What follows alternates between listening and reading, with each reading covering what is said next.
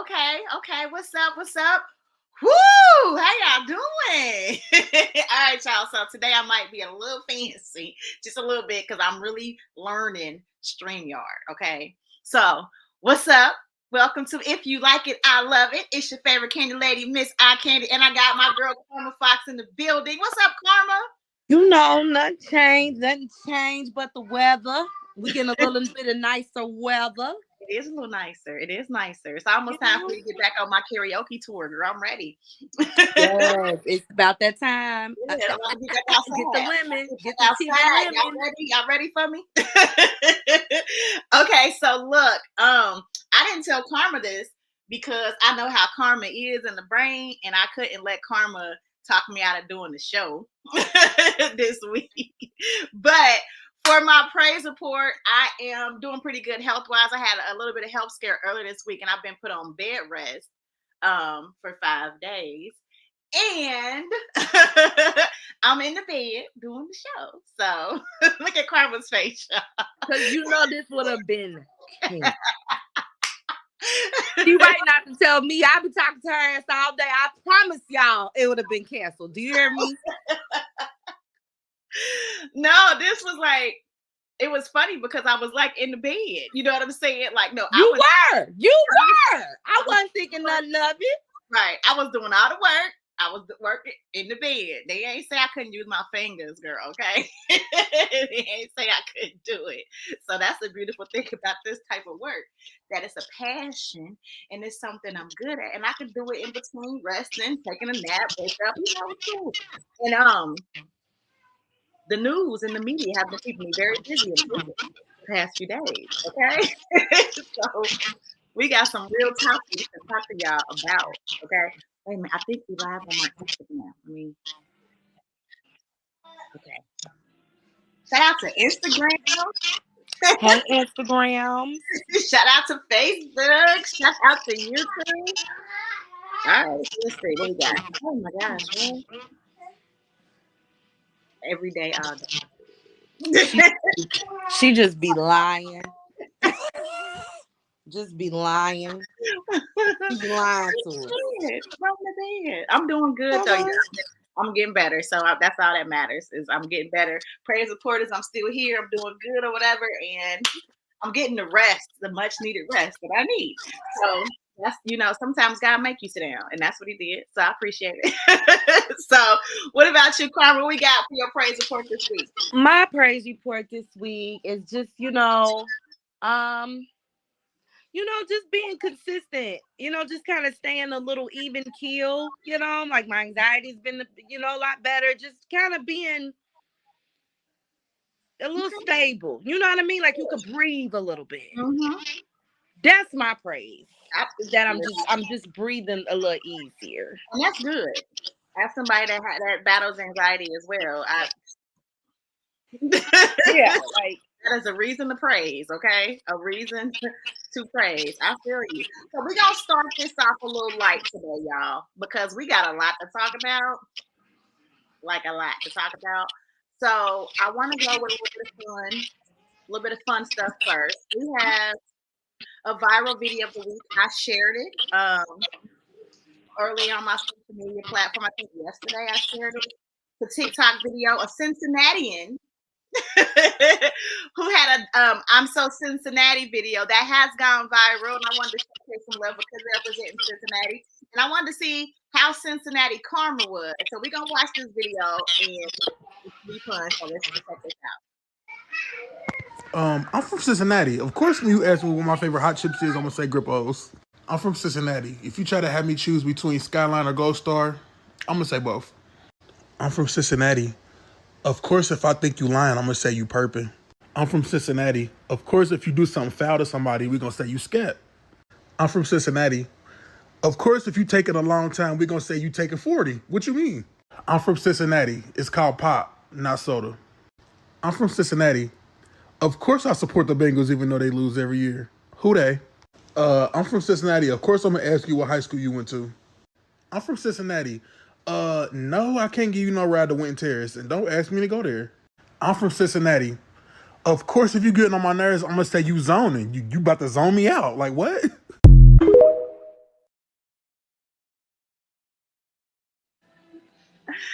All Uh, facts. okay. Especially that high school question. That is so me. Like, yeah, I grew up here for real. What high school you go to? And honestly, okay, so for you, what high school could they give that'll be bad?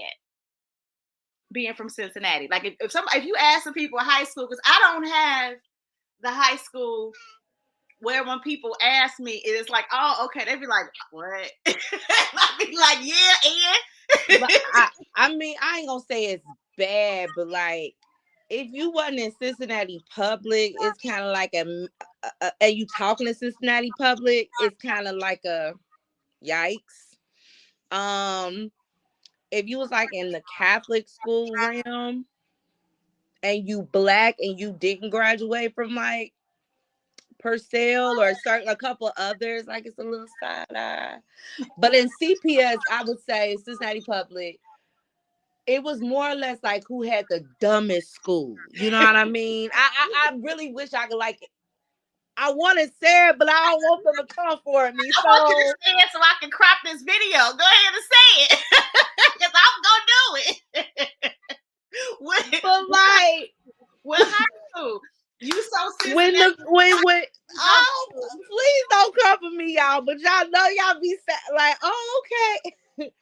When y'all be telling us like y'all came from like virtual, which is at the bottom of pews, like it was in the basement.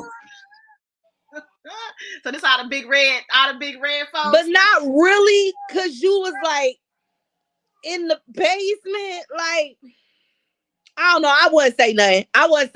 But I ain't saying I'm you know, like, but I feel like then there was like high school turfs, right? So like if you went to, like a Withrow, shouts out to Withrow, but like when I was coming up, that wasn't a good school to say you went to. Well, it is, but it's not. I mean, first of all, we ain't gonna take away they band and that they have one of the littest homecomings ever. But I mean, just like, be like rivalry, like fun rivalry with football games and stuff like that. Withrow was always on people's top gunner list or whatever. But so when I go places now, and it's people, and it's probably like the generation that's like right above me type of thing, where they be like repping these schools hard, like, you know what I mean? yeah. They be coming, and okay, so and where did you go again, man? Disclaimer, because my ass graduated from Wyoming High School. Y'all, she was in the suburbs, y'all. That's why she gets the side eyes. Like she was at the suburbs, like.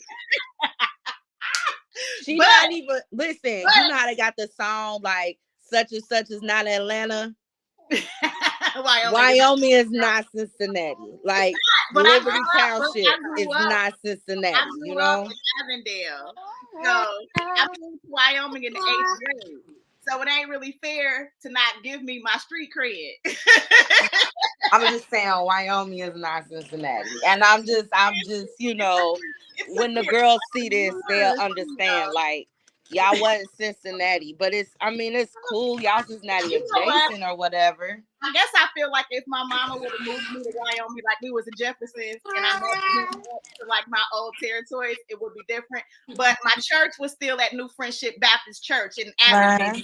But Forest Park is also not Cincinnati. Sharonville is not Cincinnati. You are not Cincinnati. You're your own township. Like you're not Cincinnati, but we love you though. Moving from because we started out when we lived on Irving, y'all. Y'all know on Forest in Avondale where the projects kind of is. We was on Irving in the projects to Wyoming. So it was definitely like a nice little culture shock for me, but I wouldn't trade it for anything in the world. But I don't never stand when they say what high school you go to. I just laugh. That ain't really your lane. Now, I went to a couple. I ended up graduating from a Catholic school. I ended up graduating from Roger Bacon. But I had started at Hughes, and then I was at Dater. So, I kind of know a couple people from a couple different high schools. Okay. Now, if I did not move to Wyoming, I would have went to Roger Bacon. So I still wouldn't have been at, Man, that was horrible. I went there after I got kicked out so many times that like I didn't have a choice. My mama was tired. She said at this point we needed Jesus, and then I went there. I mean, that high school question is definitely big. It's a big one around here. That Gold Star and Skyline. That was a good one. I thought that was a good Cincinnati video. Yeah, I appreciated that. Yeah, I was like, that's cute. That's cute. So yeah, shout out to, and y'all follow that gentleman. Y'all saw his thing. Go back, play it, and follow him on TikTok as well, because he represent our city for sure. Another fun moment, y'all. This was a fun moment that I saw. Another fun video, because we got topics and it's about to get deep, so I'm trying to have a little fun. Just a little bit of fun for a minute. I saw a video. I follow Dizzy Christmas, right? Dizzy Christmas is a stud. She's hilarious. She gets some great jokes, and she always like talking about fine men, and you be like, girl, you are a stud, and she like, I don't give a shit. He is fine, and it's good banter, and I love it. So she shared a video the other day talking about like, I see you and I was like, I want y'all to see just watch real quick, and then I need to talk about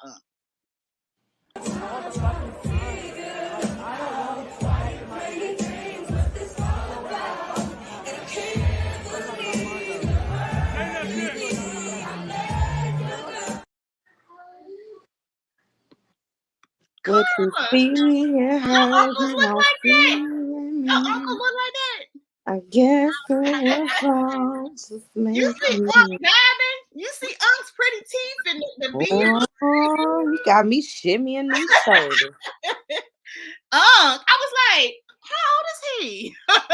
He don't look like no uncle. Old enough. He old enough for me. He old enough for me. Almost made me go take my bonnet off and comb my hair. He old enough for me. I did a video like that. I did a stitch video on that, and I promised people that I was gonna find who Unc is. Okay, so for the people that I told I was gonna find Unc, now is your moment to shine. Okay, I found Unc, and let's see, Unc is Latino McDowell. Y'all can follow him on Instagram. I found him on Instagram, y'all. There is his Instagram page. He is a photographer and a videographer.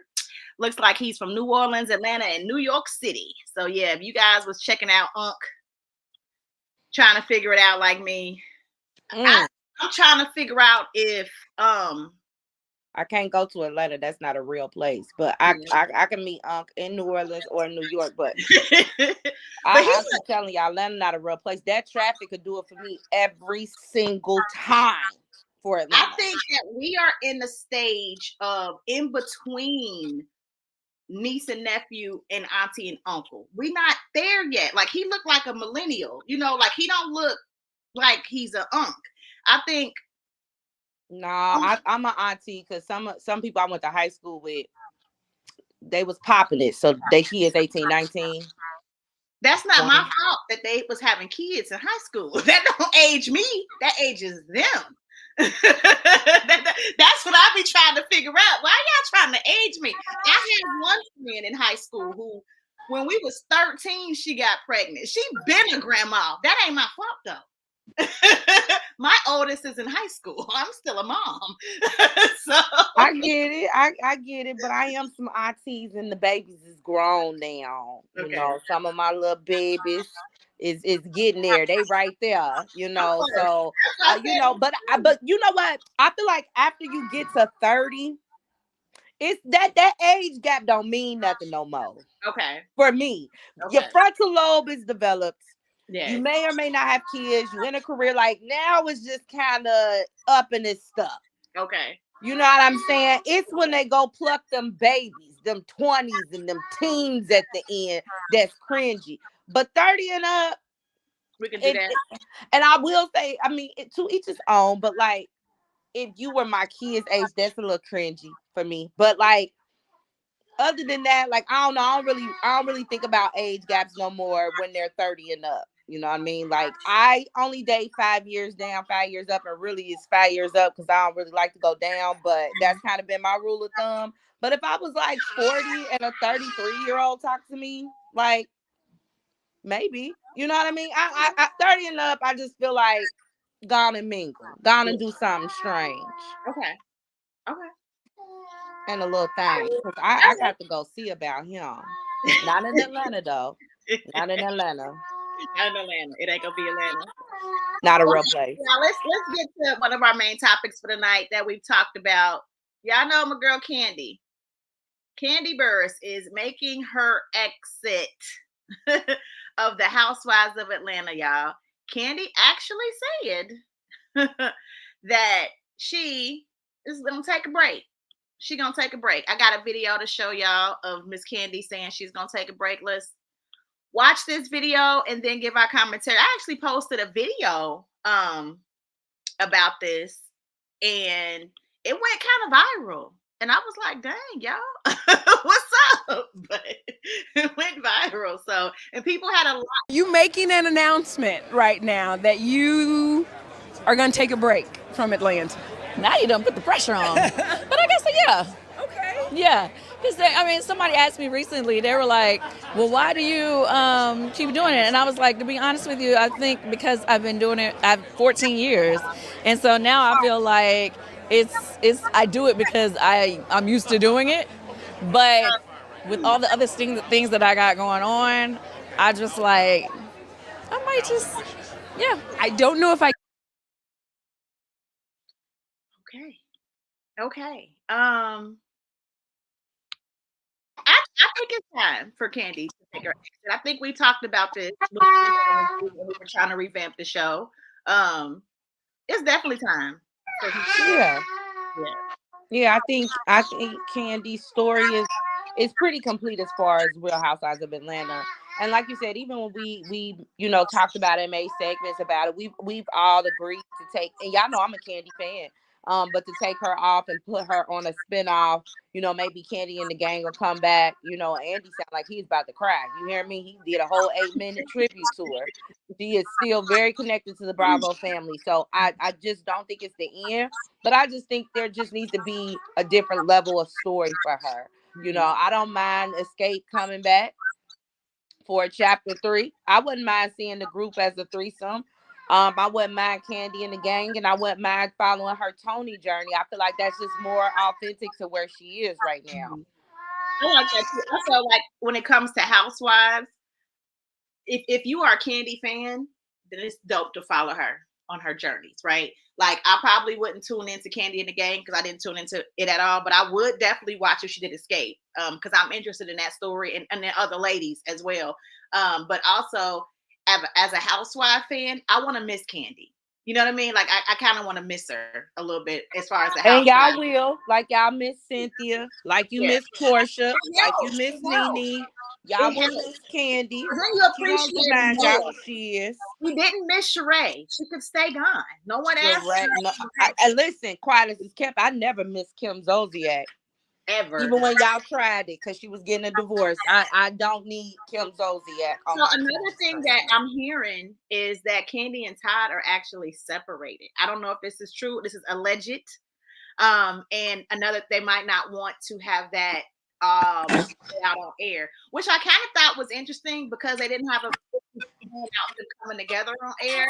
But a breakup can be nasty and messy, and I wouldn't necessarily want nobody to televise my breakup, so I can understand that. What do you think about that? I believe that rumor. And I also think that that's a very smart move if you want to keep your marriage to not allow the public to kind of interfere with whatever direction you're going in, and that you pull a Portia. Portia took that lady husband and left. She said, y'all not messing up her bank account. Yep. Now it's been a couple years. So like the father's kind of died down a little bit. Now she coming back. Mm-hmm. But yeah, she said, y'all wasn't messing up her bank account. She left. All right. Well, guys, look, I got some more topics. We're gonna talk about the Grammys, okay? Now, Karma, I don't know how much of a Grammy girl you are, Were you into the Grammys at all? Did you watch the Grammys? I haven't watched an award show since probably 2009. I'm gonna be honest. If it's not clips, I don't sit down and tune in to not nan award show. Okay. But I used to be excited for the award shows. Honestly, never the Grammys. I always thought the Grammys was boring. I was rooting for everybody black, but it's not like our show. So like I would be bored with some of the artists that whose music I didn't really connect to. Yes. So I've just never been that type of Grammys girl. Golden Globes is boring. Oscars is boring. Emmys is boring. I only tuned in for the Vibe, the BET, what is it, the Soul Train Award. Like I've always liked those. So the same goes for here. I don't know nothing until you show me the clips. Okay, I'm with you on that. I haven't watched the Grammys in a long time. It's been a long time since I watched the Grammys. Like you said, I wasn't able to relate to the Grammys. They had a whole bunch of people on there that I didn't listen to their music. Like I think at one point when I was really younger, when it was the Whitney Houstons, and the Mariah Careys, a lot. There was a time when the it music was something that we all kind of listened to. You know what I mean? Like at one point, you saw a lot of people that you liked on those shows. At one point you did. And they weren't getting the awards like that. Like when Lauryn Hill won them. It was just sometime in the 90s, we got to see more of us at the Grammys. It was, because I used to watch it. But I noticed after a little bit of time, like the people, I wasn't knowing who they were.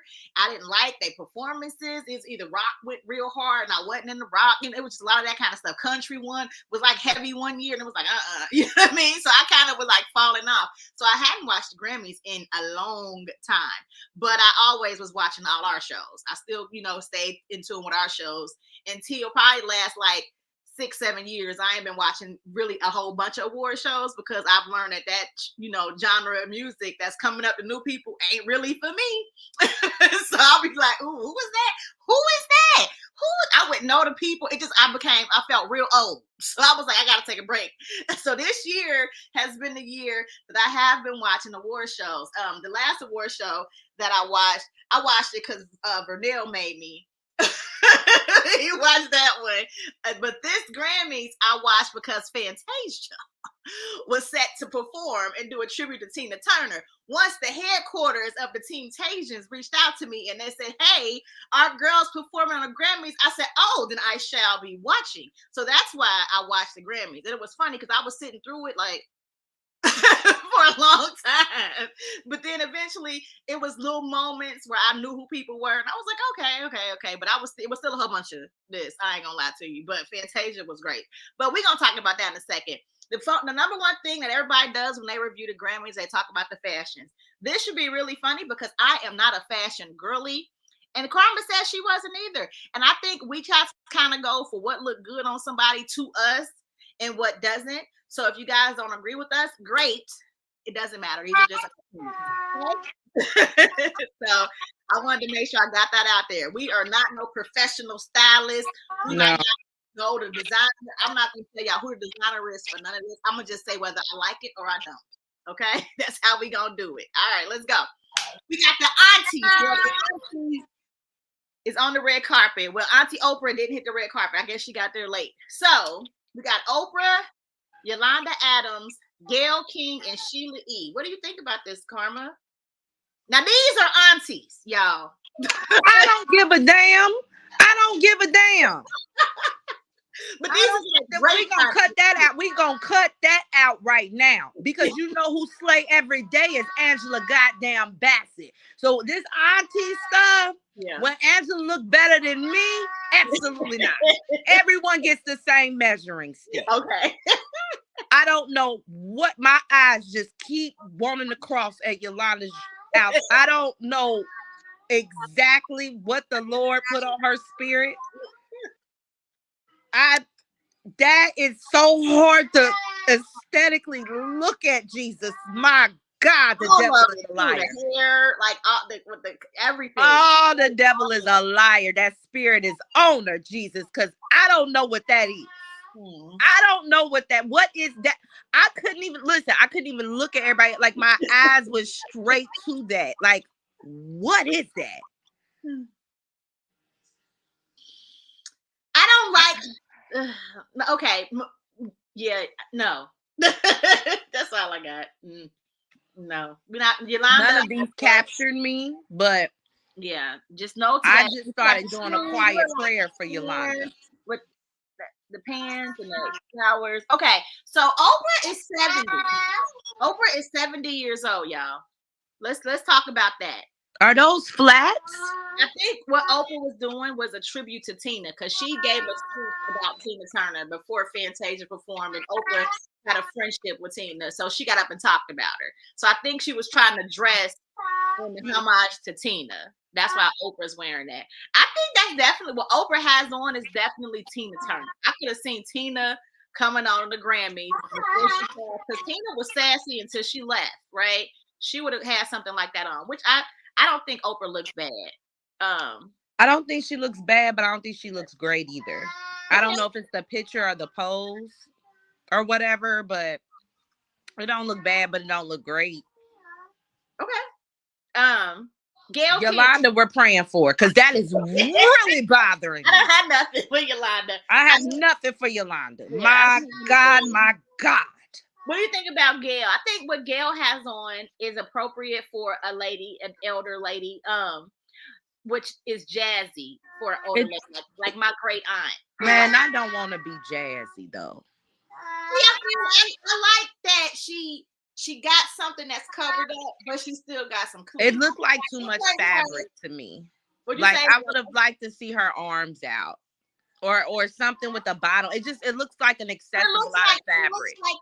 I don't know if it is or if it isn't, but it looks like a jacket. Like she got that and she can take it off and show off her arm. It looks. What is this at the bottom? Is those pants? Yeah, that's pants. With this corset top. It's a jumpsuit. It's a jumpsuit. Yeah. Okay, so I mean it. Listen, yep, you're right. She looks jazzy. Like an old lady trying to be jazzy though, like, you know, but appropriate. Because is it ever inappropriate? Because as though Angela does kill it every time, right? Every single time. But she still looks age appropriate. She don't never look like she's like trying to be young. She looked like she's Angela. That's what she looks like. Angela's like 65. Yes. So she's not far from Gail and Oprah. Right. Maybe I need to change my measuring stick, because when I hear jazzy, like Angela Bassett does not give me jazzy. Like she is still sexy, appropriate, fierce. Like yeah, Auntie be doing it. Yeah, she does. And she's an aunt. That's auntie right there. Okay. And these ladies just. Oh, Sheila. Okay, so what about Auntie Sheila E? That right there is on the same level as Yolanda. You know what those remind me of, friend? What was those things we used to play with? They were plastic, and you always had to have a friend start it off, and you used to weave it and make your own keychain. I know how to do that. Well, and you had to. Yeah, that's what that looked like. Yes, I can see that. You see it? Yes, I do. I don't know what the actual name of it was. One day Layla brought one home. I almost did the whole thing. I was so excited. I had a flashback of nostalgia. But that's what it looks like. It looked like the things we used to weave in the schools and then put them on our keychains. Yes. I'm trying to look and see if there was a theme. It's giving kaleidoscope. You know, when you turn it and there's colors everywhere. They had a theme of women. I was just trying to figure out a theme of what? Women. It wasn't a theme like for clothes. Because I was going to say Grammys is always just like you either gonna be really classy and beautiful, or you're gonna be edgy. You know, like it's always a eclectic, but you're supposed to do it tastefully. I don't like any of the. I'm just gonna be honest. I don't like any of these outfits. Okay. Not a one. So who if one had to win, who was best auntie? The red carpet that they stand on. Who was older than them? The red carpet. Next up, we got the uncles. Okay, we got the uncles. You know what, Kenny? We got Flavor Flav. We got Uncle Babyface. We got Uncle CeeLo and Uncle Buster. Okay, what's up? You know, I know why Tony Braxton had a crush on Kenny. It is something about Kenny. It is something about Babyface. My God, I don't know if it's his swag, but I feel like Kenny could just put on the chain, and I would be like, Kenny, no. He has such a good whip appeal, sex appeal about him. Come on, whip appeal. You know, he just, ooh, Jesus. You know, can I talk to you? You know what I'm saying? Mm-hmm. So he automatically wins first place for me. And then Busta Bust. I like Busta. Kind of. I don't know. The top feels a little bit not as fitted. Yeah, I don't know. I don't think the Buster's, like, I can see what he's trying to do, but I don't think it fits the way I would. Yeah, like I think it needs to be tailored a little bit more. I mean, if he a little husky, he might not want it to fit. So I'm trying to figure out, but I feel like I would like it more if it fit more, like in the arms. Yeah. Like, and if this wasn't the one, we should have just picked something else. You know what I mean? But it's a little big. Yeah. Flav. Flav looks like he actually has on a tuxedo. Flav is just another person aesthetically that's just kind of hard for me to. He's Flav, you know? Yes. Sure. CeeLo always look like he's from another planet. I don't ever have a comment on CeeLo because he always looks like he's from another planet. I don't know what that is. That's what I mean when I say the Grammys are sometimes like you're gonna be like Babyface and you coming and you sharp and you like I'm put together, I'm poised, I look good on my mama, on my hood. Like you coming like that. But this, you know, you got the artists that are like CeeLo, they're like Lady Gaga, they're like Doja Cat. They're gonna just come and just come. And what are you going to say to them? Because they're going to make a statement. So CeeLo is a statement piece. I don't like that statement. I don't understand it. But hey, if you like it, I love it. There you go. Yeah. Oh, there's so. We got everybody's favorite, Taylor Swift, Janelle Monáe, and Miley Cyrus. So Taylor always looks like I really like Janelle Monáe ish. Like I love the slick down of the hair. I think she has the face for short hair. Yeah. Mm-hmm. I don't like the side view because I can't really tell. You know, like I can't tell if I like it or not. Okay. Because I can't really see how it's like fully like kind of. You know what I mean? I was thinking of adding like different angles, but I was like, that's gonna make it too long of a show. We not no fashion. We're not. I kind of just need the front words. I think Miley from this angle, Miley looks good. Okay. From this angle, I didn't know that was Grammy. But like you said, people wear what they want to the Grammy. So yeah, you know, they might shock you. They might be like, I feel like having my nipples out and you see my stomach is flat in a long skirt. You'd be like, what? I'm gonna say, you know what? I'm gonna say it, Jesus. I'm gonna say it. Taylor, for me, just everything about her always seems average. Okay. Like she doesn't look bad. So okay, yeah, I don't always gives me average. I think that might be why people love her so much because she looked like the girl at prom. I went to Wyoming with Taylor. Like Taylor, like that's why Taylor like her because she's relatable to them. You know what I mean? Like I think that's why young high school girls like her. You know, her fan dynamic is more white people anyway. So young suburban white girls that I went to high school with would have loved Taylor Swift for sure. She looked like them, like. And it's crazy because some people have like a certain like look where it's like star quality or whatever. And it's like boom, boom, boom.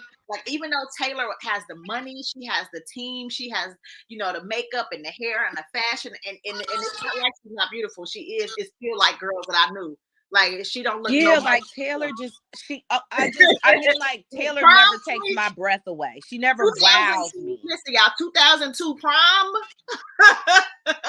I have some girls that's killing Taylor right now, but they like she just never wows me in anything she does. She just there's just no wow factor with her for me.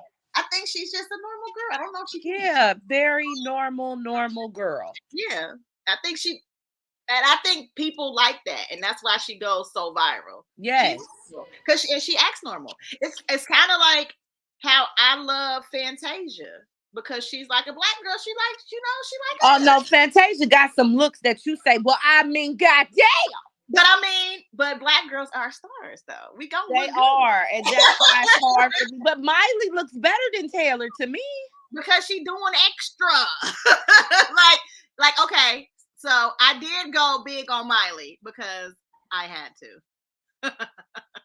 So Miley had this 80s stiff hair that stayed stuck. Oh, I didn't see. This is why angles matter. See what I'm? This is why angles matter, because before she just had her little, like when you get in close, like I couldn't tell that was what was going on, like from that angle. That's why I did that for Miley, because I was like, what in the 80s hair was she doing? I didn't understand. But she has to do extra. Like Miley does have to. Some people don't have to do extra. And see, now we're closer up on the dress. Mm-hmm. And I think the farther angle looks better for me than this close up. Okay. Girl, next. I don't know what's going on with the right. Just next slide. Okay, next we got Ice Spice, Haley Bailey, Chloe Bailey, and Coco Jones. So I'll go first. I'll let Karma sit there. Coco Jones looks beautiful to me, y'all. She is giving me Princess Tiana. If y'all gonna do a live action, hire this girl. She looks gorgeous. Very elegant, very classy, racy. She got the boobs to have them out like that, sitting real nice. It ain't too much. It's beautiful. And interestingly enough, Chloe Bailey looks like a black Little Mermaid.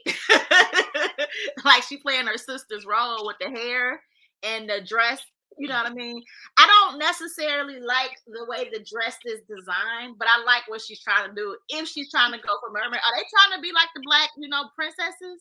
Hattie look good, girl. She look good. She just had a baby.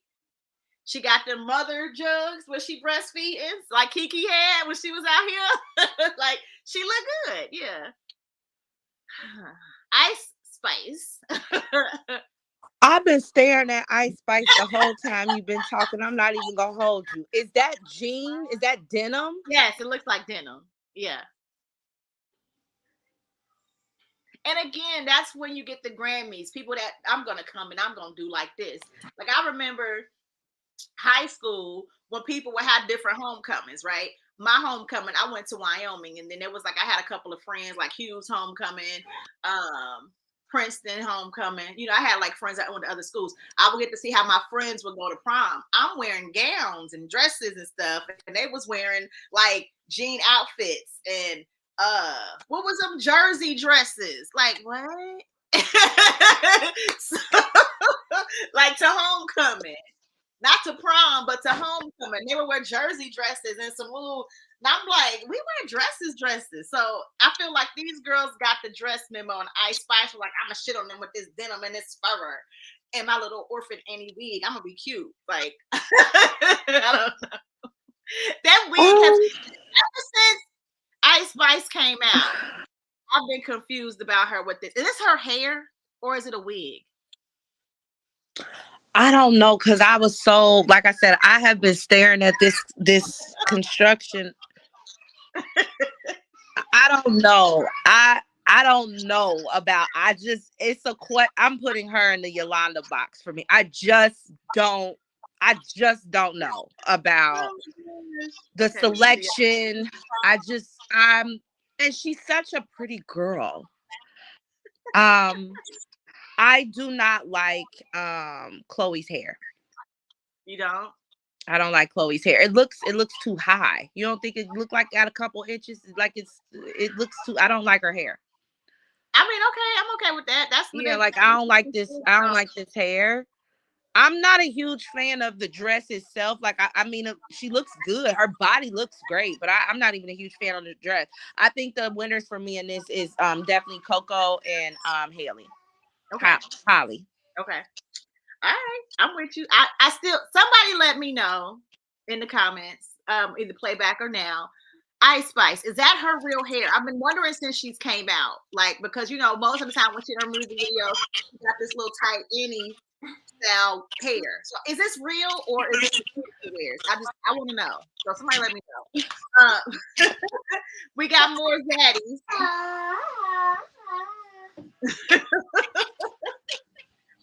All right, so we got Lionel Richie, Lenny Kravitz, Lil Durk, and John Legend. All of these are no for me. Every single one. Every single one. Every single one. Who? You said all of them? I don't like nobody on this screen. They clothes or them? I like Lenny Kravitz, but okay. Not like that. I don't like that part of Lenny, but I know Lenny is always, but just no. I no. Everybody's a no. The Pockets is a no, John. Master P, I am confused. I thought Master P was going to like a parent teacher conference or Kroger's or like I'm just no. Lenny Kravitz looks like he's supposed to perform. Like that's a performance outfit for Lenny. Yeah, dude. I mean, that's always Lenny. He's giving authentically him for sure. That's always and so does CeeLo, and it's still a no. It's still a no for me. So did Andre 3000. Yeah. When he was dating Erica, and it was still a no for me. No.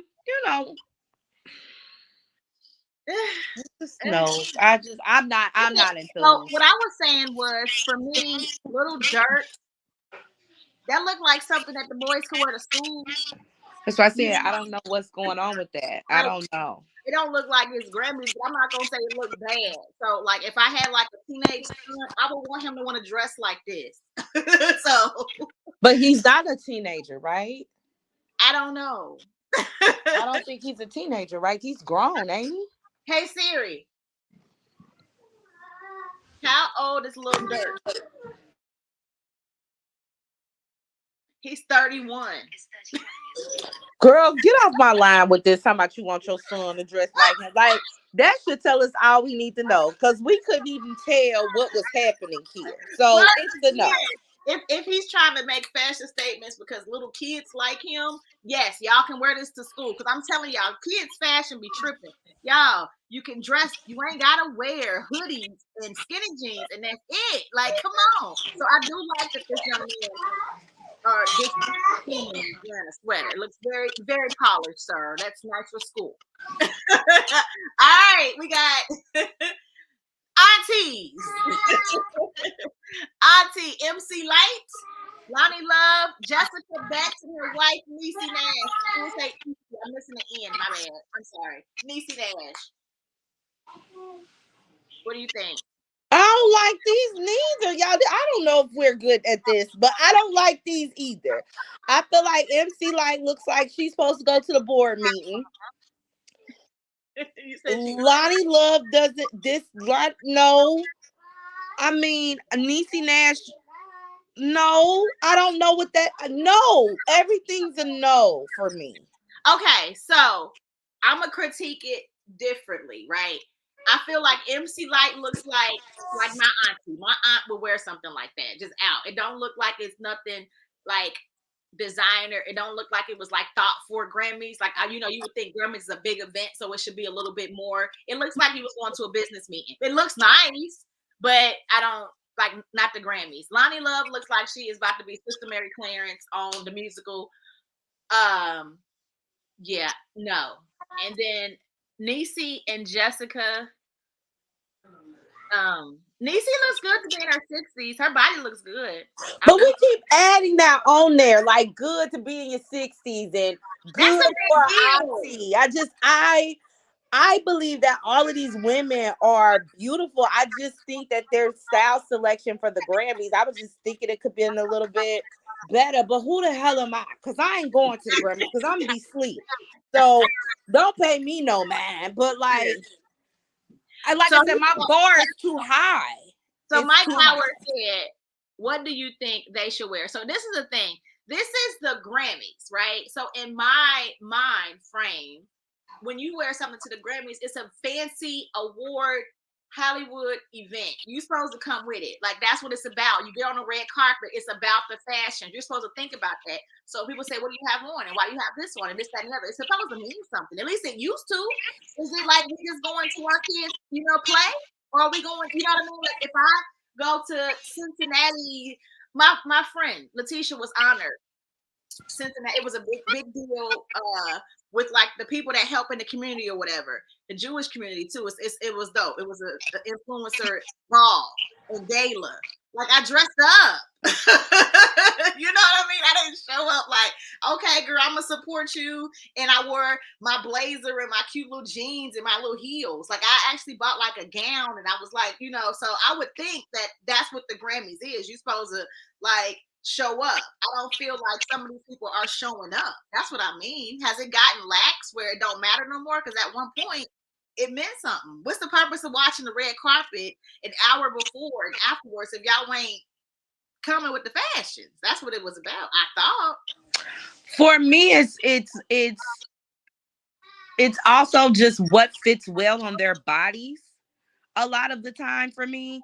So like when I'm looking at Niecy Nash, who she's gorgeous, but the way this dress is constructed, it just doesn't look pleasing. It doesn't. You think that look good? I like, let's just get you like what Lonnie Love is wearing, and she's gorgeous. You think that looks good, like just looking at it? I think Lonnie looks like she's going not to the Grammys. Like, again, like the cuffs are wide at the bottom. Like you might would you buy that? Would you get that for your lady? No.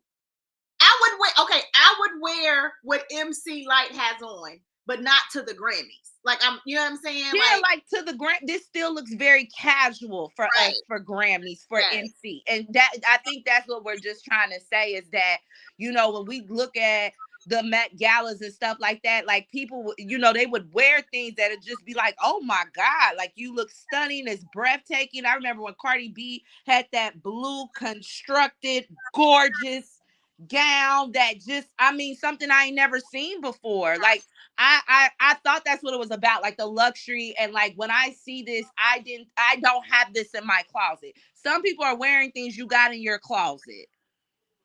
And hot to the ground. I don't know. Next slide. I don't know. I don't like it. Okay, so we might have to do a fashion when we add and open up a thing, but we gotta move fast because we still got another topic. Okay, so we gotta keep moving. Okay, let's go. Tyler, Victoria Monet, Money Long, and Paris Jackson. Y'all know Michael Jackson's daughter. I wanted to show y'all her because it's been a minute since we seen baby girl. She all grown up now. That's a strong Black woman right there. That's what Paris. That's what Paris said. Oh, okay. Paris identifies as Black. Anyway, Paris looks like okay. Money.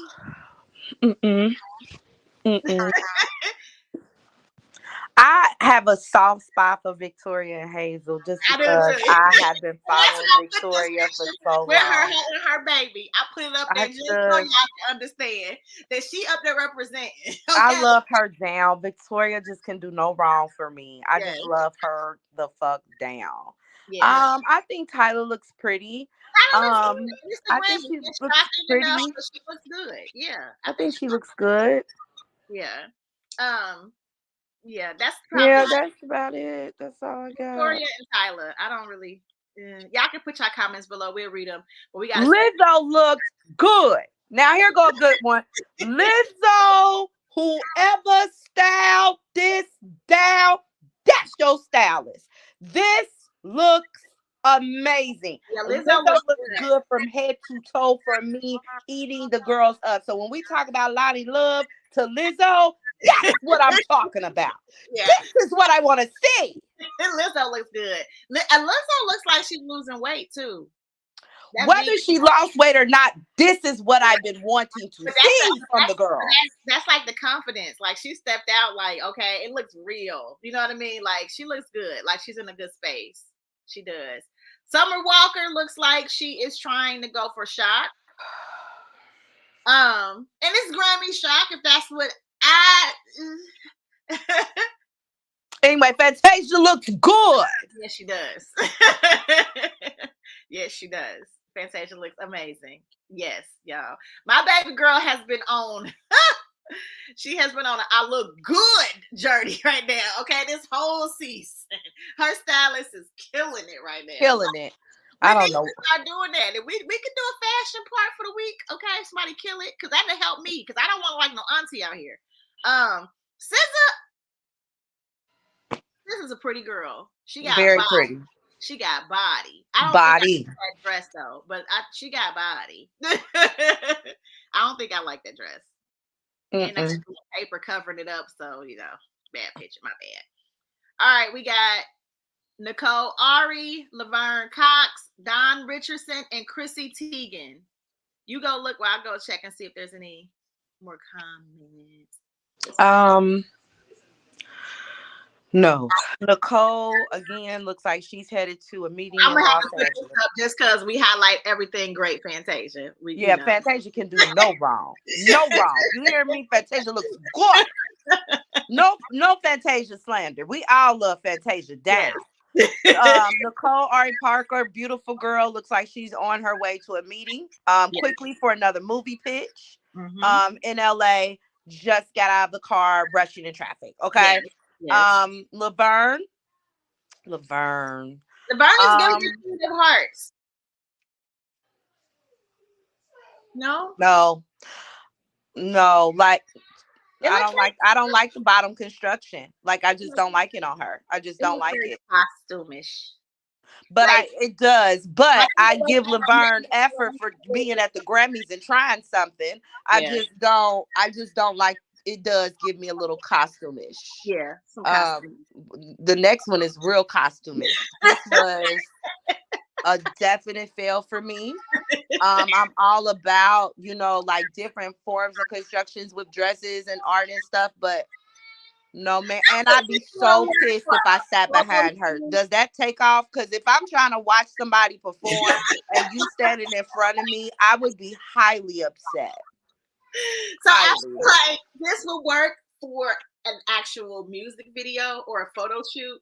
Or Met Gala, where the theme is like over the top. Just a lot. It's a lot. Yeah, like you said, I can't see past your trees. Like in a bit.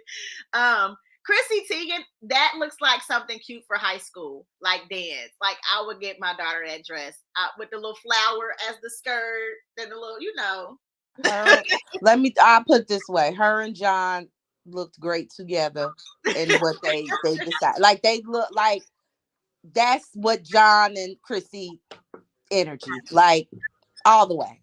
Okay. Him with the pockets, her with the flower, just they like it. I love it. This might be the last one. Fashion. Doja Cat, Kendra G, and Kelly Osbourne. No. I listen. Doja's not my cup of tea. Yes, as it is. She was given Saved by the Bell. That's it. Yeah. See what I'm saying? Okay, Mike, come on. Talking about what's something good they can wear. You starting to see what we talking about, Mike? It's not working. Doja is not my cup of tea. I know she has a different level of vibration. And this is just not a wave and frequency that I am on, because I don't want no smoke with Doja Cat fans. It's just not a wave and frequency I can vibe to. Doja gives me weird, like Gaga gave me weird, and I wasn't on Gaga's weirdness when she came outside. I liked Gaga's music, but when she was dressing like pieces of meat, she lost me as well. Okay. So it's a no. I don't. This is giving just creepy vibes for me from I it's giving Carrie at prom for me. Like she fit to burn it down. It's not Just gonna pass. Kendra. I'm gonna No, just I ain't got no comments on that. Kendra, no. I don't like the hair. I just no for me. No for me. Girl, I thought we all as a collective stopped talking to the Osborne family, but no. I like Kendra G. I want to see more of Kendra G. I don't like what she has on. I feel like her design. It's kind of like how Letitia does on Love and Marriage Huntsville when she comes to the reunion. Like it'd be like you so pretty, and I can see what you, but that ain't it. You know what I mean? Like that's yes, like it just these people just need the right stylist because I'm telling Lizzo looks so good, and I don't think it's about the weight. It's just what they had her from her makeup to everything. It just looks so good on her, and I feel that way with Kendra G. Like it, all of these people are gorgeous. I just think sometimes they just don't get the right stylist. Yeah, and stylist makes a big deal. You know what I mean? So again, Law Roach. LaRoche should not have retired. Ooh, she look good on a random. I don't know nothing about fashion, so clearly you did something to make me stop. Angela Bassett's stylist always is on point. Always. And where Jay Bolin been? Jay Bolin been tearing it up. Yes. SW to the V. Yes. Ever since he graced their presence, they've been tearing it down. I don't know if he was booked and busy, but there's some people out here that could be getting some people together. Yes. All right. So let's keep it moving with the Grammys. We got some more stuff to talk about. All right, let's talk about moments that happened in the Grammys. I don't know how many clips you've seen, Karma. Hopefully you've seen all the important ones. All right. So all I saw was the meet and greet at the Beyonce's meet and greet at the Grammys. Because that's what it looked like it turned into. A goddamn meet and greet. Yes, it did. Trevor Noah was the host, y'all. They say this is his 4th time. So I don't watch the Grammys to even know that he's been doing it. I don't care. Lizzo embraced SZA. That was hugging. Lizzo was super, super dope. You could tell that her and SZA were friends. I saw that moment when SZA won for Best R&B Song, the song Snooze, which, you know, is a good song. It's a good popular song. I actually know it. Yeah. My girl Fantasia, the only reason that I watched, okay, y'all, she did the tribute to Tina Turner and threw down, y'all. Like, listen here, when she walked through, I said, Google that ass is juicy. Google Moogala. Baby girl Fantasia got a body on her. Good Google Moogala. And then look, the Queen Bee even was sitting there. Listen, we both, because you know I be thinking Beyonce got a little stud energy. Good Google Moogala. All right, yeah, she did a good job, y'all, and I had to highlight my friend. You know what I mean? So she did a great job. It's her season right now, Tasia. It's her time, girl. I love this for the millennials. We've been doing it right now. I'm so proud of us. Okay, Miley, she performed her song "Flowers," and she also won the Best Pop Soloist Performance Award, y'all. So. Girl, we don't care about them people. Where the black people at? We had a selfie moment from B and her hubby. You know, now that's one person you ain't want to put on that red carpet because she wasn't there. What the hell was Beyonce doing? She looked like they had to beg her like, Mom, please, I don't want to go with Dad by myself. You know he be tripping. And she said, fine. I don't think she was going. Grab my hat and that cowboy outfit, because I told you I didn't want to go. That Beyonce gave me, I don't want to door. She snuck in the side door. She did not even enter with everybody else. Okay. When I tell you, they didn't know who she was. Not. All you saw was hair. She didn't want nobody to know who she was. Girl, that hat, look, hat down here. I have never seen Beyonce. Like, this is to me an outfit of I don't care. And a Beyonce, because Beyonce always looks good, right? But this was the most I don't care outfit I have ever seen her wear. Period. Ever seen her wear. Period. I thought it was hilarious. That it looked like Jay and her got into an argument and she didn't even want to come tonight. Yeah, did. She looked like she was not on it. She wasn't. And then we had Jay-Z, who was honored, who he received an award. He was accepted. There was the Dr. Dre Global Impact Award, where he got up and he did a speech. And I'm going to show y'all a clip from that speech, because the speech was a controversial moment. So we're going to watch a snippet of the speech.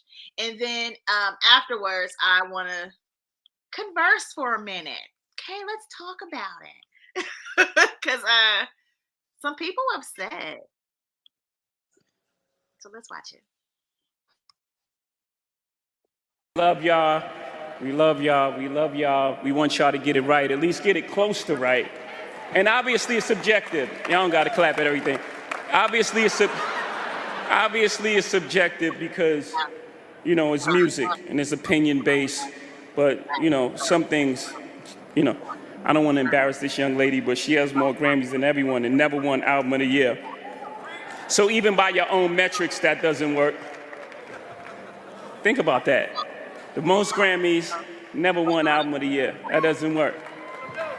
You know, some of you gonna go home tonight and feel like you've been robbed.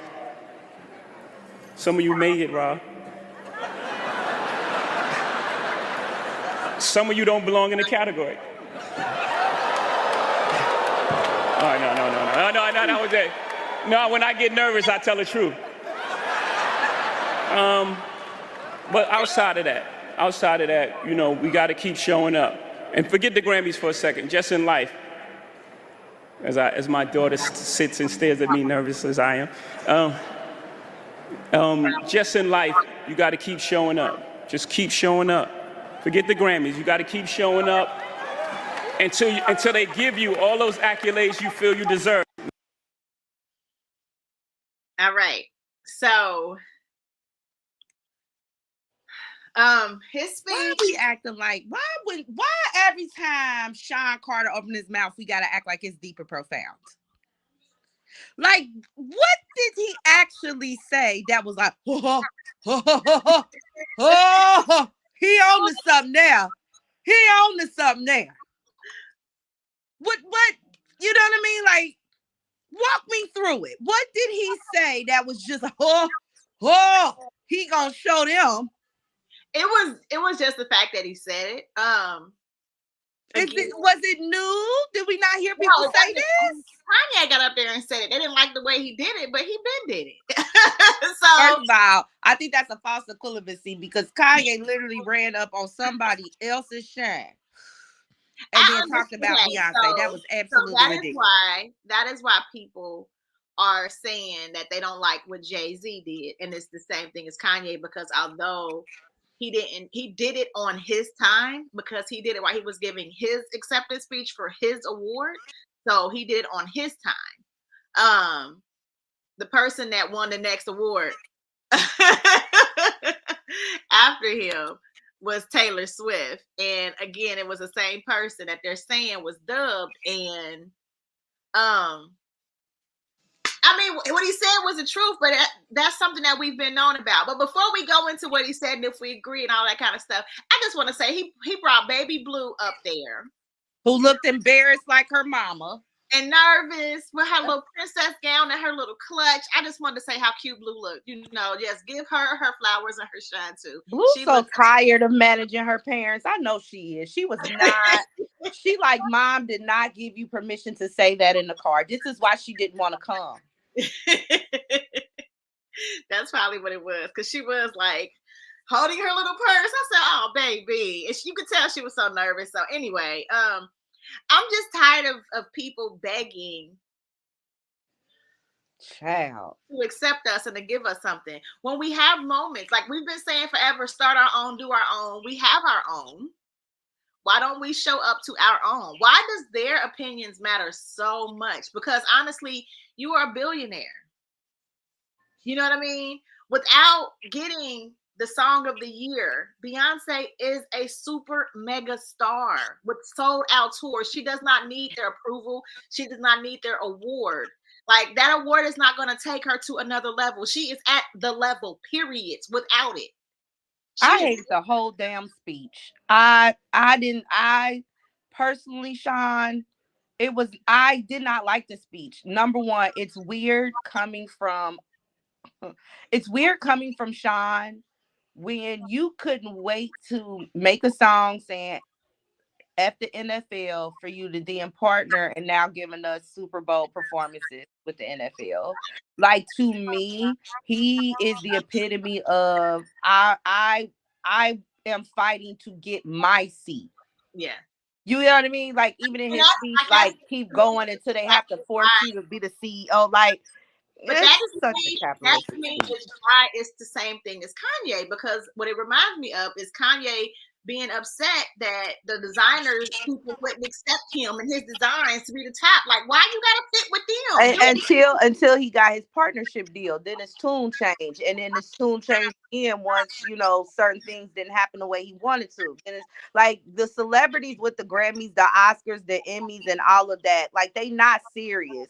It is until they get recognized, and then all of a sudden all is right with the world. He made it seem like if Beyonce did get album of the year, that we wouldn't have had these gaps. Lauryn Hill got album of the year, and then it'll take another 40 years for somebody else to get it. It doesn't change anything. Yeah.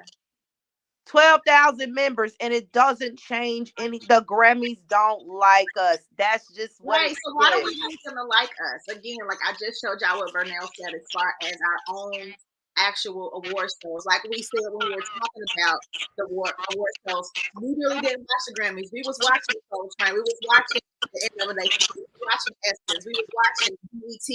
We was watching the Source Awards, Hip Hop Awards. We was watching our stuff. We don't care about them. Why do y'all care so much? Well, we the ones that got y'all. We the ones that put y'all on. We the ones that buy y'all music, stream y'all music, fancy y'all music, spend hundreds of thousands of dollars on concerts. Why do y'all care? Like, show up to the people that love you. Like, it'd be annoying when we watch the Soul Train Awards and they'd be like, Beyonce, Lemonade, and then Beyonce not here, so I'm excited for her. Like, you know what I mean? That's annoying. Why don't y'all just show up when people love you instead of trying to beg these other people? That's what frustrates me. Like, okay, so what? I don't care. You won a million Grammys. You won several album of the years for BET and for Soul Train. You know what I mean? So, like, forget him. I mean, they playing people's face all day. I mean, they said Nicki won and then took it back. I ain't seen no shit like that since Moonlight. Remember when Moonlight was supposed to win, they announced this other white movie and it was the switch of the cards and shit, like craziness. Like, Grammy's always playing people's face. Yeah. So yeah, that's it. Then we get Celine Dion, which was an actual, moment because she's been sick right now. In 2022, she was diagnosed with stiff person syndrome. I don't know what that is. I don't know what that is either. But she was diagnosed with it. And she hadn't been seen because they were saying she was ill. So for her to get up there, which is an icon. And again, after she did that, Taylor Swift won. So there we go with the Grammy. The Swifter Dusters was really mad she didn't acknowledge Celine Dion. Even the Swifter Dusters was upset. But you know what? When I was coming up, Celine Dion was Taylor Swift, right? But she was rightfully so. Celine Dion's voice is amazing. It is. Like, Celine is like rightfully so. But who is the person in that age range that gets it? Because I thought it was Carrie Underwood. I actually love Carrie Underwood, and she got some albums that slap. Like I said, I think Taylor's basic. Even in the country world, I think she's basic to me. Okay. But this album was mid according to the Swifter Dusters. So she shouldn't have got it for this one. This ain't even their favorite. SZA was snubbed for album of the year this year, in my opinion. But they gonna snub us anyway. Like, that's just what they always do. But I do think SZA was robbed for album of the year this year. I think her album spoke volumes, and it was number one. Like, the numbers were crazy. I don't understand how Taylor, y'all did this shit because people went to that goddamn tour. That's what that is. Yeah. All right, y'all. One more topic. Ciao. Woo! Now, I got receipts, I got videos, I got stuff. So it's gonna be interesting. Y'all, Monique took her butt on the Club Shay. Monique done went to Club Shay and spilled all of the tea. All of it. Okay? She spilled this. She said she got receipts. She broke down the story. She explained some stuff. And then after the actual interview, she said, I'm going to drop some receipts on the page. So I was like, social media is crazy. Just think about like before social media was a thing, when the comedians were on the top and how they had to deal with each other for problems. Like, it's just crazy because they have to make 50s. Right? I mean, yeah, but let's be clear. Beef is beef. Like, I used to work in a nursing home, and if Belinda sat in Mrs. Such and Such seat at lunch, walkers is flying. Things are happening. You know, beef is beef. It's up and it's stuck forever. It don't really matter the age. Okay. It can still happen. I prefer them arguing than Monique arguing with Just Hilarious. You know what I'm saying? Yeah. So yeah, they got some beef. Air it out. What they saying? What was it? They got beef.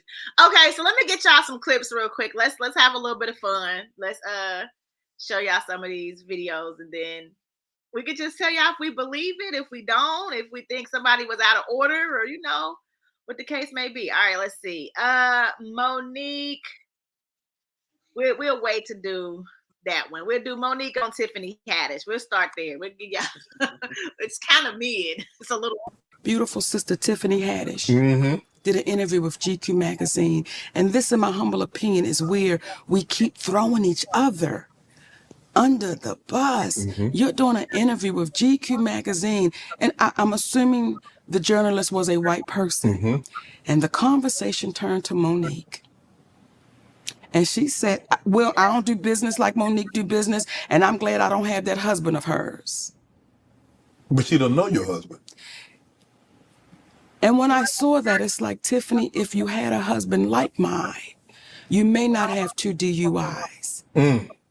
If you had a husband like mine, you may not be caught up in what looks like you could have been grooming a child. And I say all of that with no judgment. But when you speak about having a husband like mine, you open up the door. And I'm saying to you, if you had one like mine, you may not sit in these positions that you can't explain the next day. Right. Or it's a hard way to go. So once again... Well, she doesn't even have a husband, let alone like yours. Well, damn it now. You said... All right, let me give you another video, y'all. I want to make sure I give y'all all of them that I got on here. Okay, I ain't worked this hard for nothing. Y'all gonna see these videos. All right, so we can give Monique on Tyler Perry. She said something on him too. To the Hoodie Awards. Tyler Perry is there. Okay? Tyler Perry calls me in his room. Now, when I go into Tyler Perry's room, his staff is in there. Now, you ready to holler laughing? Yes. Okay, I take my security in there with me because I always want to have somebody with me. Right? Tyler Perry does this. And the people scattered. They all left out the room. I said, look at this shit right here. You saw me. And they all scattered. That wasn't the lights. That's for the people. You don't like clap lights on? Lights off because they got their asses up out of there, okay? So at the time, my security looked at me. I said, you don't work for Tyler Perry. You could. Touche. So Tyler Perry says to me, listen, Monique, we really need you to, promote this film because if you get nominated for the Oscar, your next movie is going to be $3 to $5 million. If you win it, your next movie is $6 to $8 million.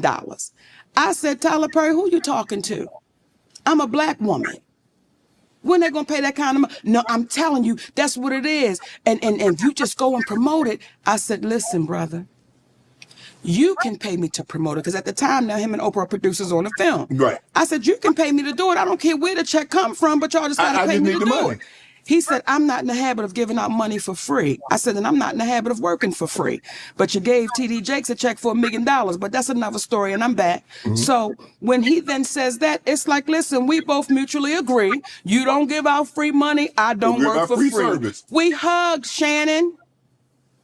When we were done talking, we hugged. Do you hear me? Yes. We hugged like brother and sister, like it's cool. He understands. Right. Okay? Okay.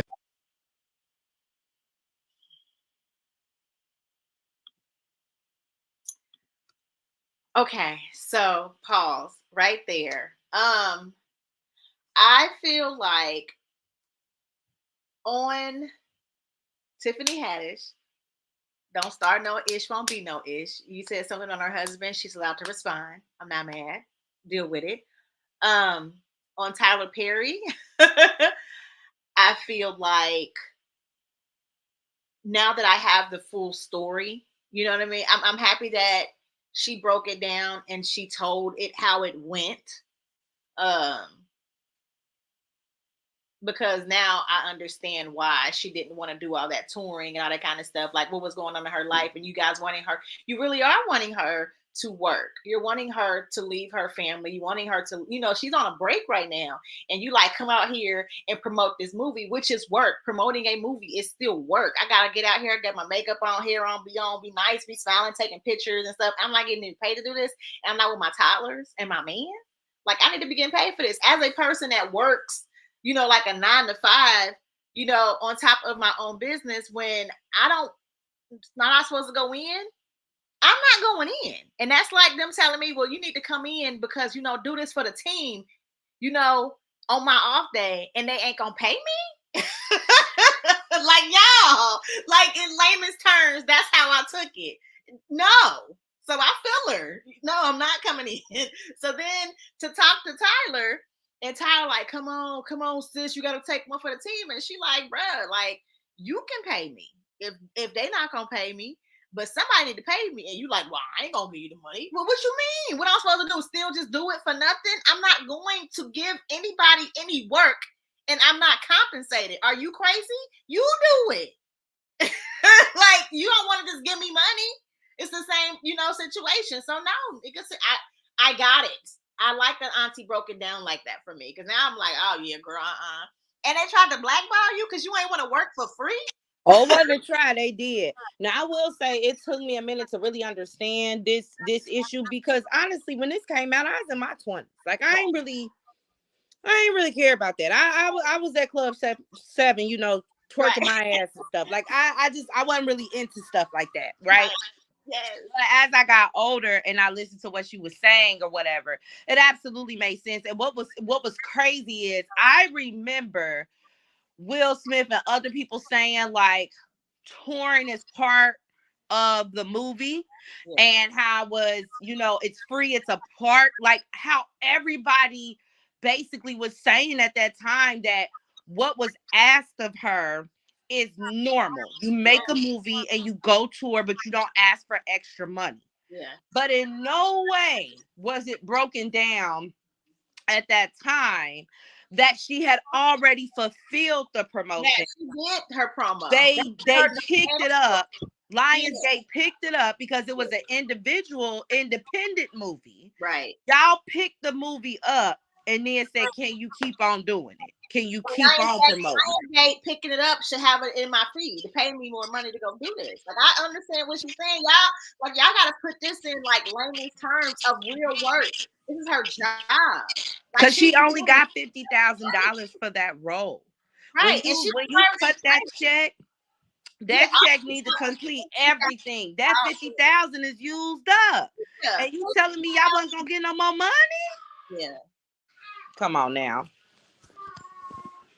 I'm with her when she right, y'all. Yeah, and that's just when she wrong. And I guess I like that Monique stands on principle, because I feel like people don't do that anymore. I like that Monique is like, nah, make this right. Like, y'all need to like step up, because it's for real. Like, Tyler, Oprah, everybody, come on, y'all. Like, at this point, it's time for y'all to step up and make right on this. And it shouldn't be Well, that was a long time ago. That was back, 15 years ago. 13 years ago. Like, so what? You need to own up to what you did. Don't just brush it on the rug and because time has went on, she should get over it. No, because y'all, she lost out on money, on deals. It ruined her livelihood with her family. Like that changed her life.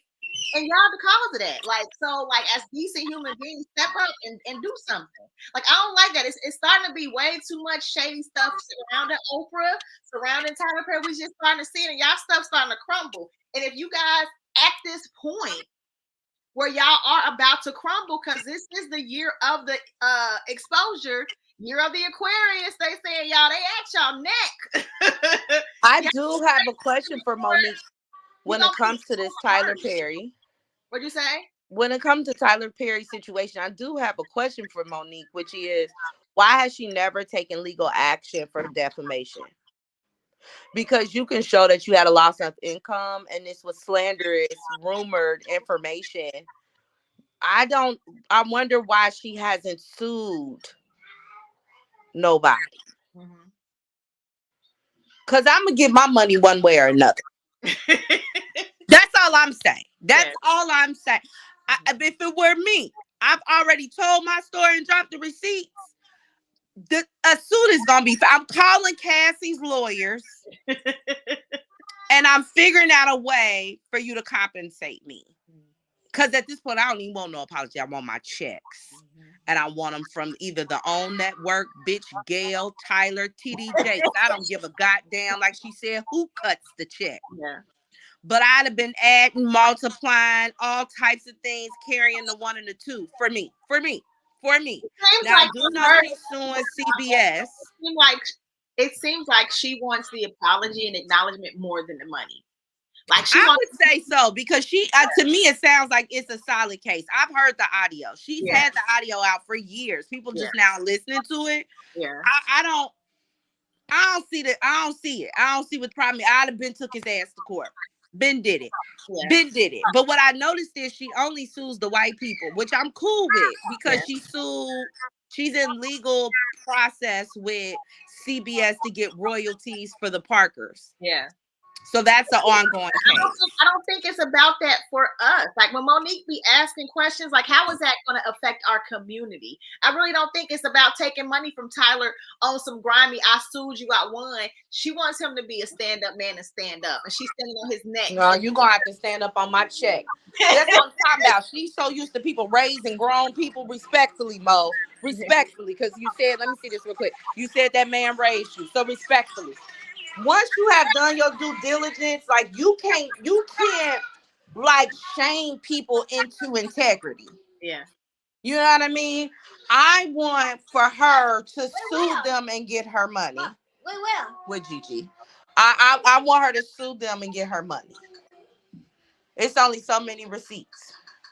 Obviously, they're going to keep ignoring you. And when he do apologize, honestly, I don't even think it'll be sincere. I think his back will be against the wall. Things will crumble. And he will probably look to her to probably gain the public's trust or redemption, like when everything crumbles. You know what I'm saying? Then this idea right by Monique, I'm trying to be a different person. But I don't even think it'll be sincere at this point, to be honest. Yeah.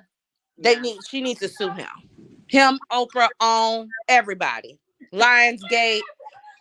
Everybody has been on the lawsuit. I'd have rolled the dice on who paying first.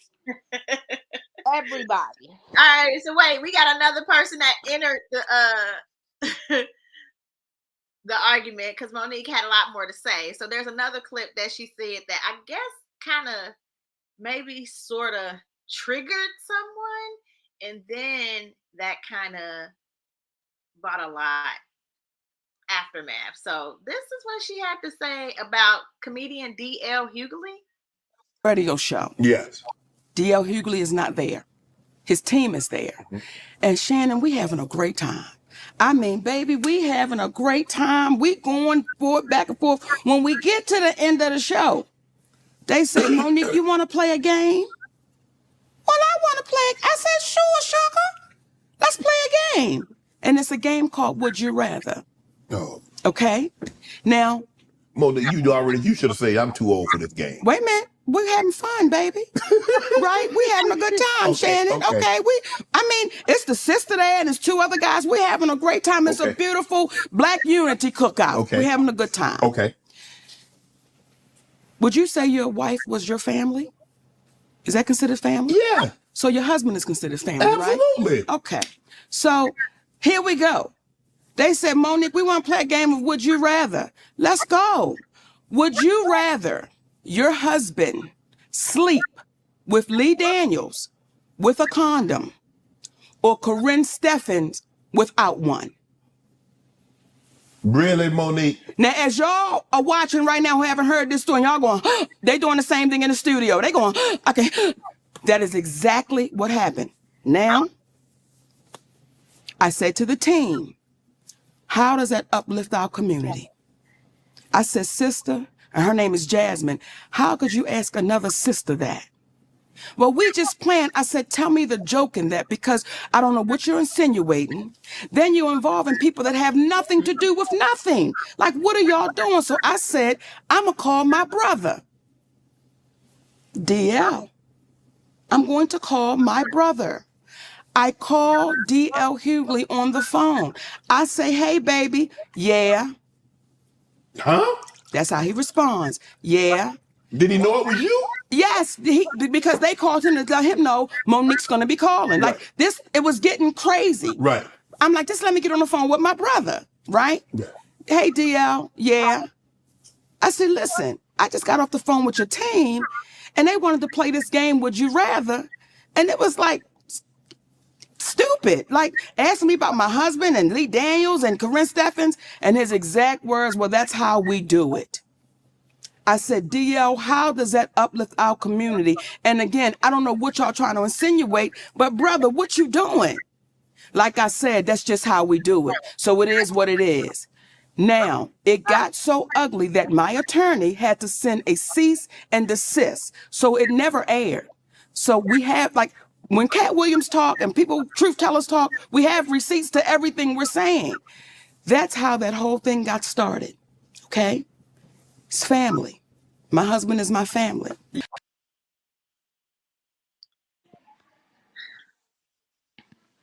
Okay. So we see a video the next morning after this, interview with Monique and Shannon Sharp on Club Shay airs the next morning, because I woke up to go to the bathroom at like 5 a.m, and afterwards I'm in my phone strolling when I should go back to sleep, but I'm strolling. I see DL Hughley going off in the live video. And I'm like, what is happening? Is he? It was fast, wasn't it? Like it was saved in the drafts. It was quick. It was literally the next morning. And it wasn't 24 hours old.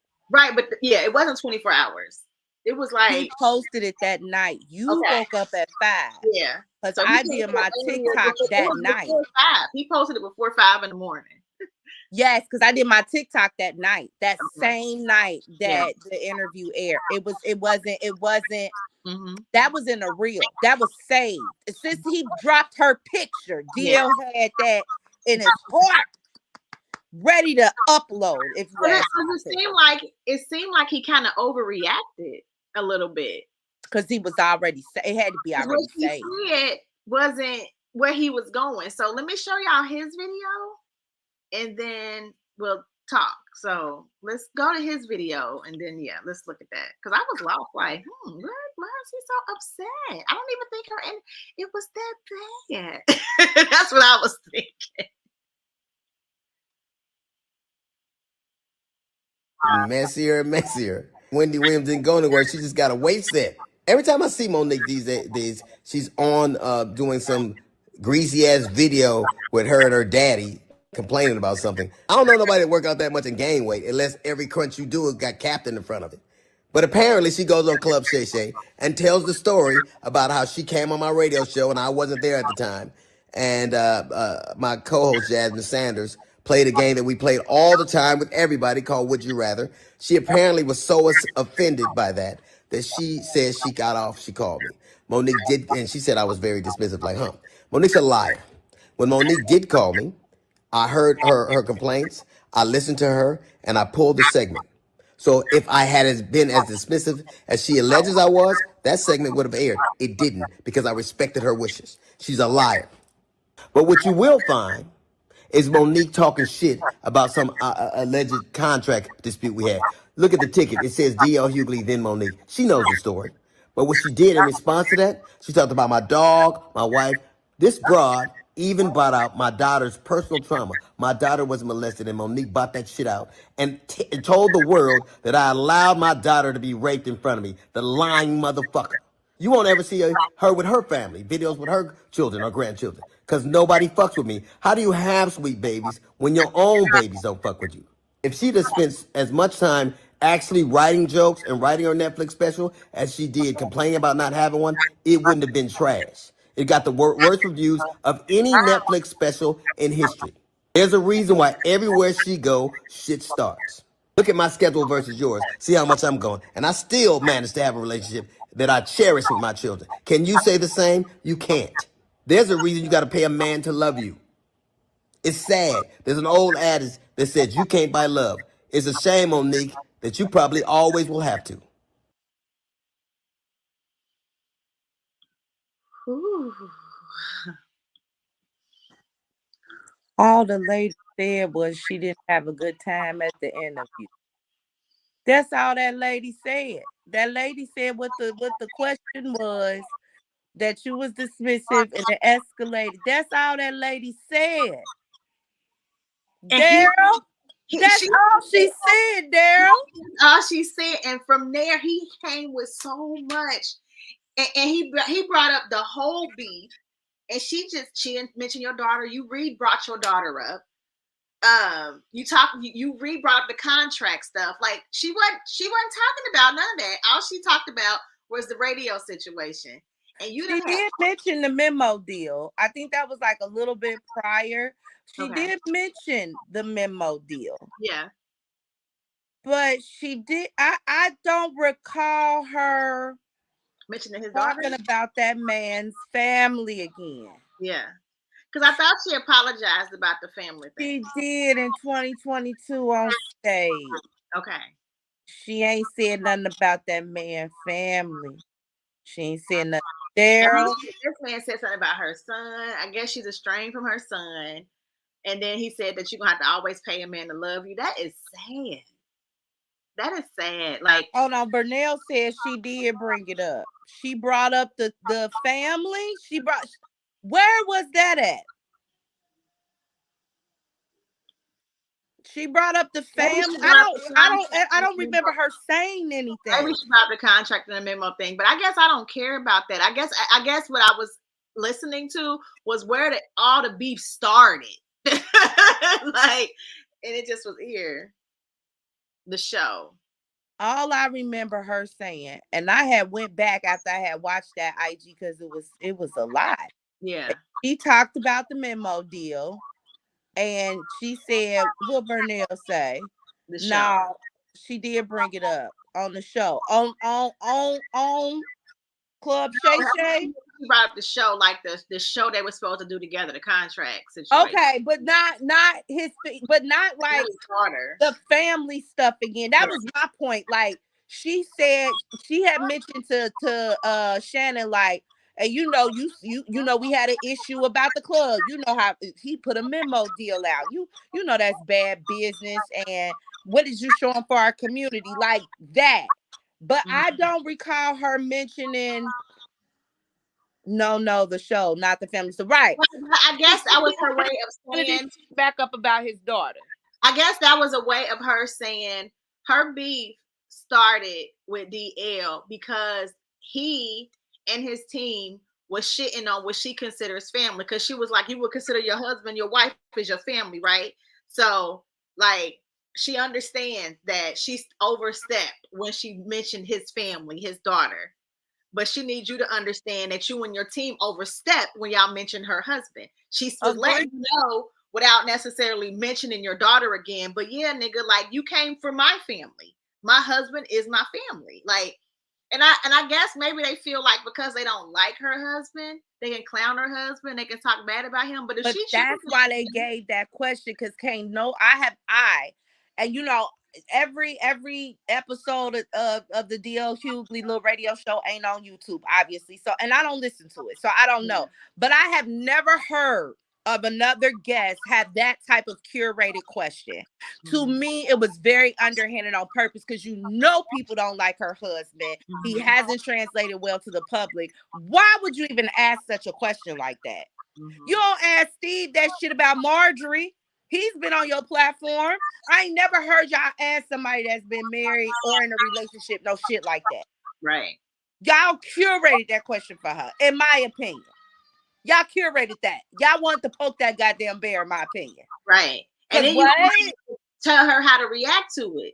And honestly, as a grown-ass man, DL, you should have said, yeah, okay, you should have took that L and apologized. Like, this long beef, for real, has started from there. When Monique breaks down how the beef actually started, I don't care about anything that followed that, right? Because as a grown-ass man, you could have deaded that then. All this other stuff that's happened since then, the contract, the memo, talking about family, her talking about your daughter, you talking about her son, like, that's dead. You could have dead that stuff a long ass time ago. And it makes sense now, because when they was arguing over that goddamn contract, instead of talking to the promoter, I get why I get why mad she was, because there was backhanded beef already going on. Yeah. So now she, whether it's true or not, she said somebody told her, don't make it true that, you know, you said you wasn't gonna perform if you didn't go last. We don't know, but I can see how that escalates it, because you already did some fuck shit prior. And I personally believe that you were dismissive, because you could have just edited it out.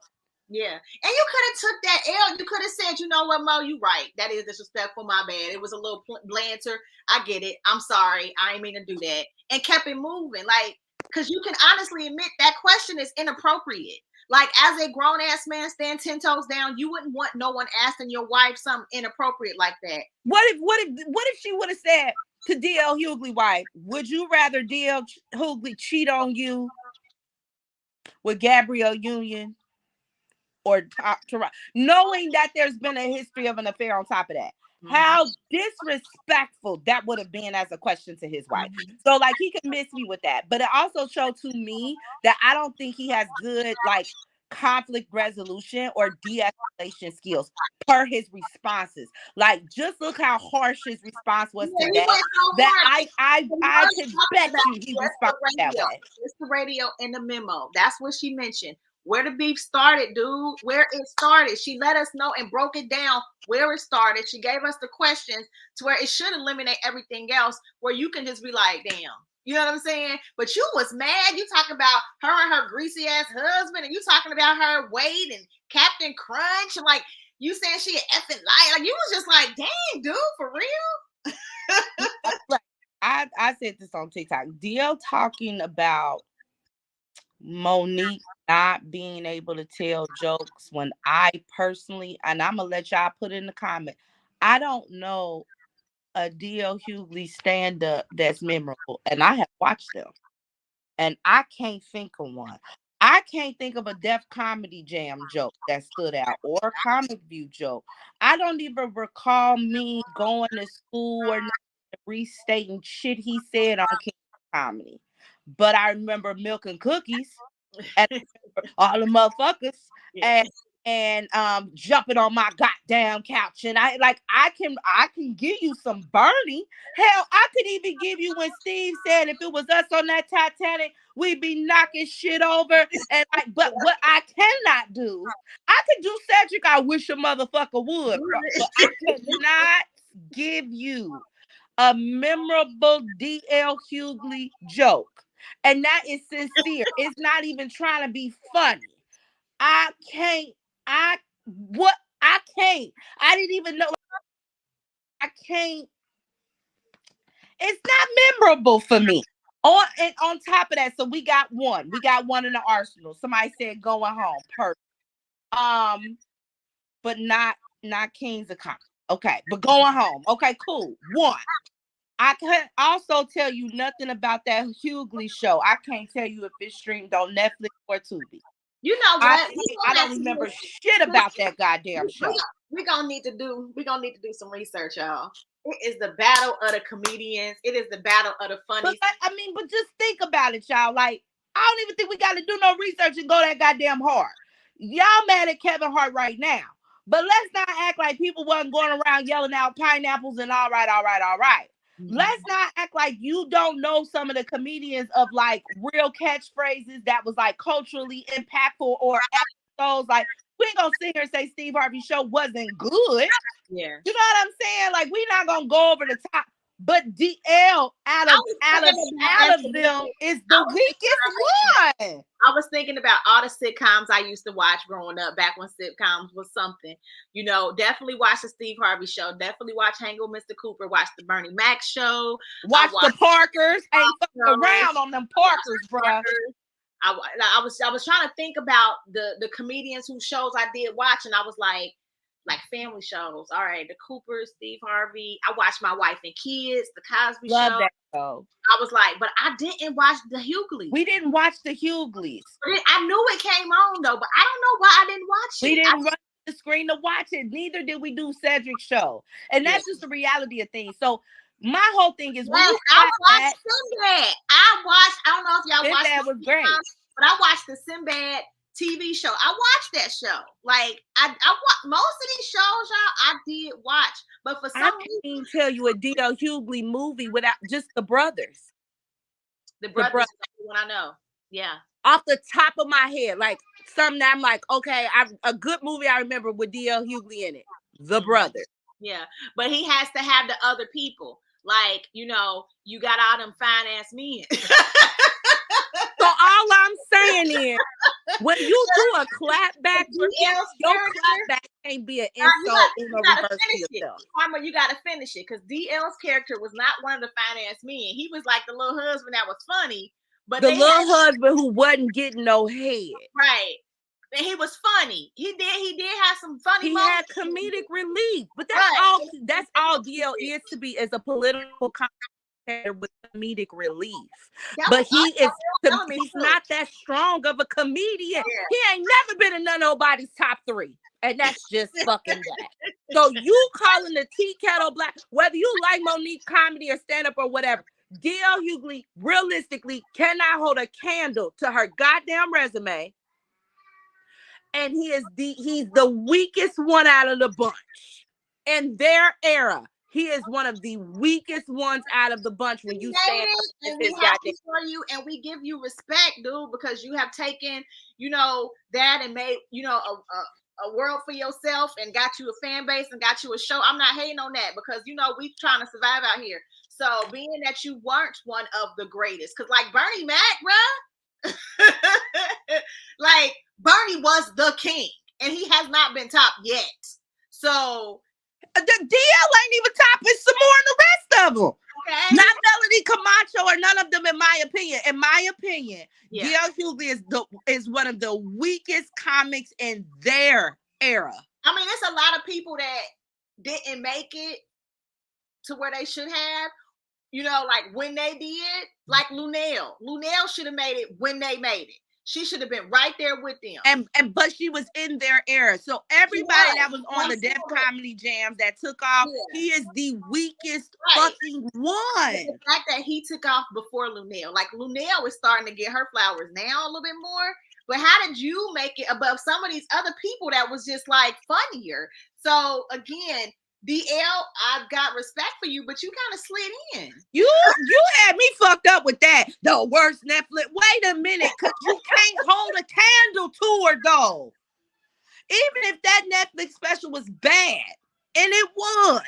Don't get me wrong. The one with the inmate, hilarious. Queens, hilarious. Like, Monique got some funny stand-ups. No, she got some funny. Overall, on the board, you cannot hold a candle to her. Not in accolades, not in movies, not in TV shows, not in talk shows. Like, Monique is very well-rounded. Stop playing with yourself on this damn. She got an Oscar, she got a whole Oscar. NAACP Awards, Emmy nominated, Grammy nominated. Are you kidding me? Like, I honestly, without this radio show, and I promise this is just with all the respect. What does DLL? What does he have? What are we watching? What does he have? Yeah. All right, That y'all. was a wild statement, deal. You should be ashamed of yourself talking about she can't write no joke. That's crazy for you to say that. For you to say that. You know what I mean? It's like another fat bitch calling somebody fat. This is wild for you to be saying some shit like that. So talking about her greasy phone, your phone greasy. This is you talking about her family after what you told us about yours. Yeah. You talking about her daddy, but who was you as a? This is a horrible, horrible comeback. Give me a phone log out because it's horrible. Horrible. It's bad. It's bad. DL needs to. You made it worse. Because now we starting to understand what happened, and that's making it worse. That's what's making it worse. Because we ain't stupid, so we like, wait a minute, what happened, Auntie? That's how you talk on phone. That's this little tone you got. Yeah, that was what you had on that phone, and you can't convince me otherwise. Because he never told y'all. He said sorry. He offered to edit it. He never gave y'all any interventions of trying to de-escalate it. None. He just pulled it so quick. So then she kind of came back and was like, "Bruh, like her, and Sydney did a video after he did that. I didn't tape it, but she was basically like saying, I didn't even talk about that stuff.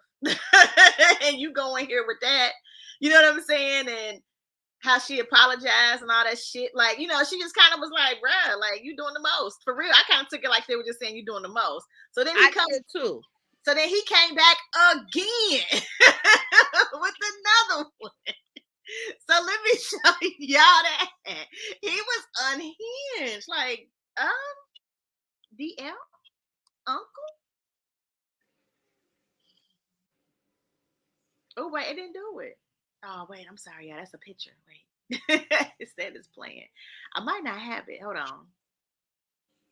If I don't have it, then Karma gonna have to give it to y'all. I want to put your phone down.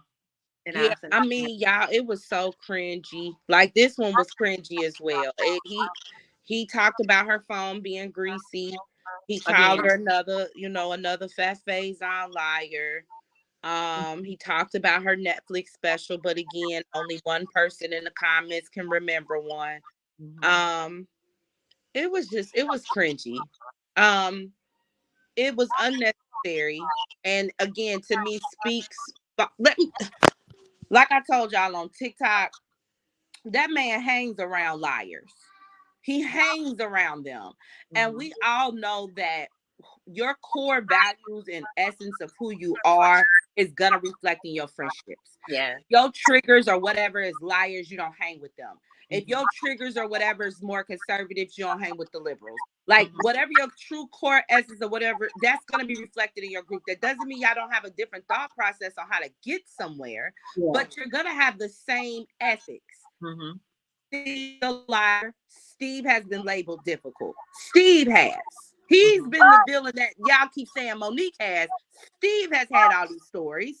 Okay. Ricky Smiley's a lie. Cedric's a lie.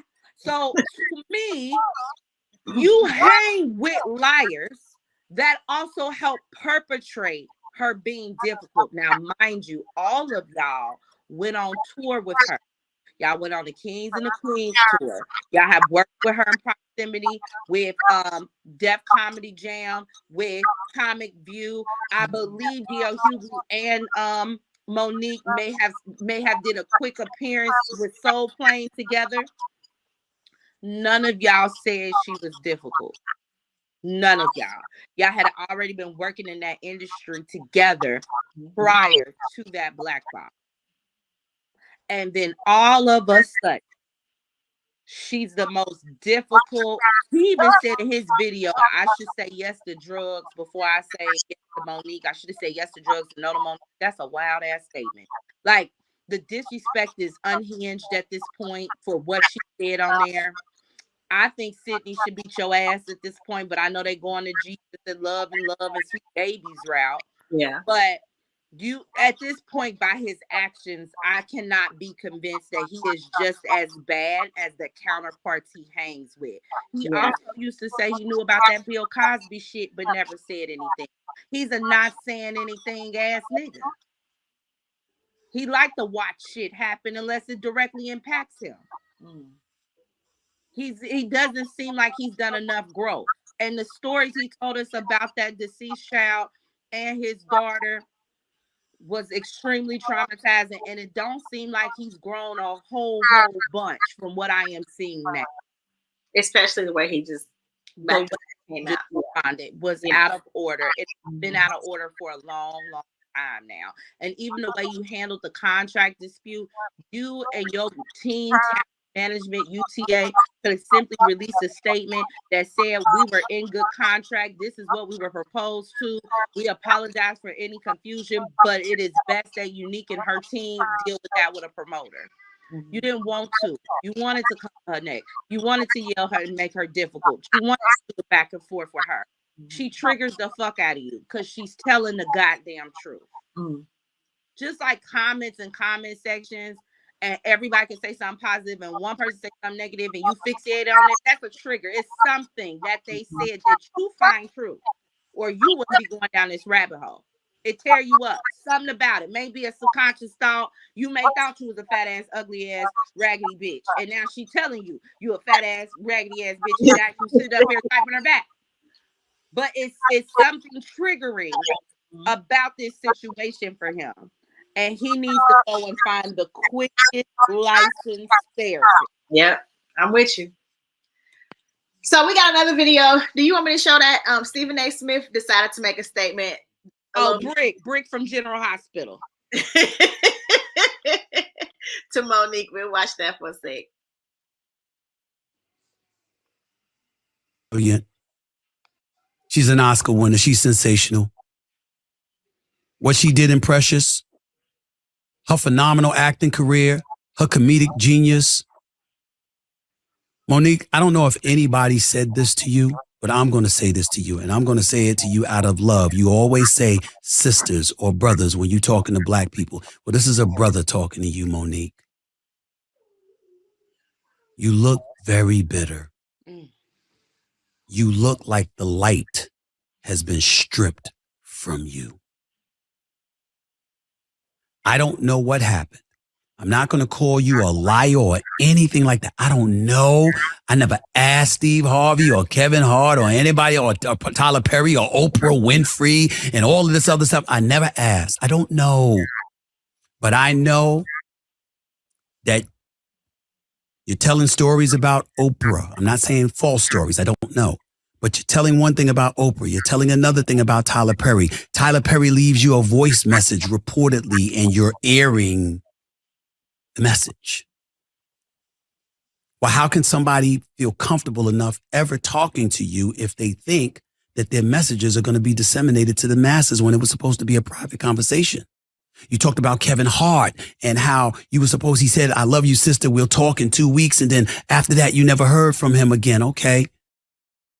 Did you play any role in that? I'm just asking. Did you? I don't know. But when you bring these kind of things up and you talk about Oprah, I'm quite sure Oprah ain't perfect. I'm quite sure there are an abundance of people, black, white, and beyond, that have had issues with things that Oprah has done that have negatively affected them.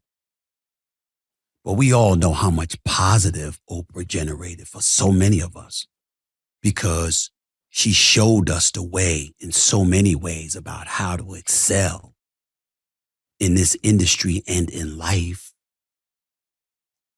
Does it have to be that bad? Even after all this time? It's just a question. Something that I want you to think about. Shannon Sharp had Monique and Cat Williams. I'm not looking for those interviews to interrupt his shine. He get his shine, I'll get mine.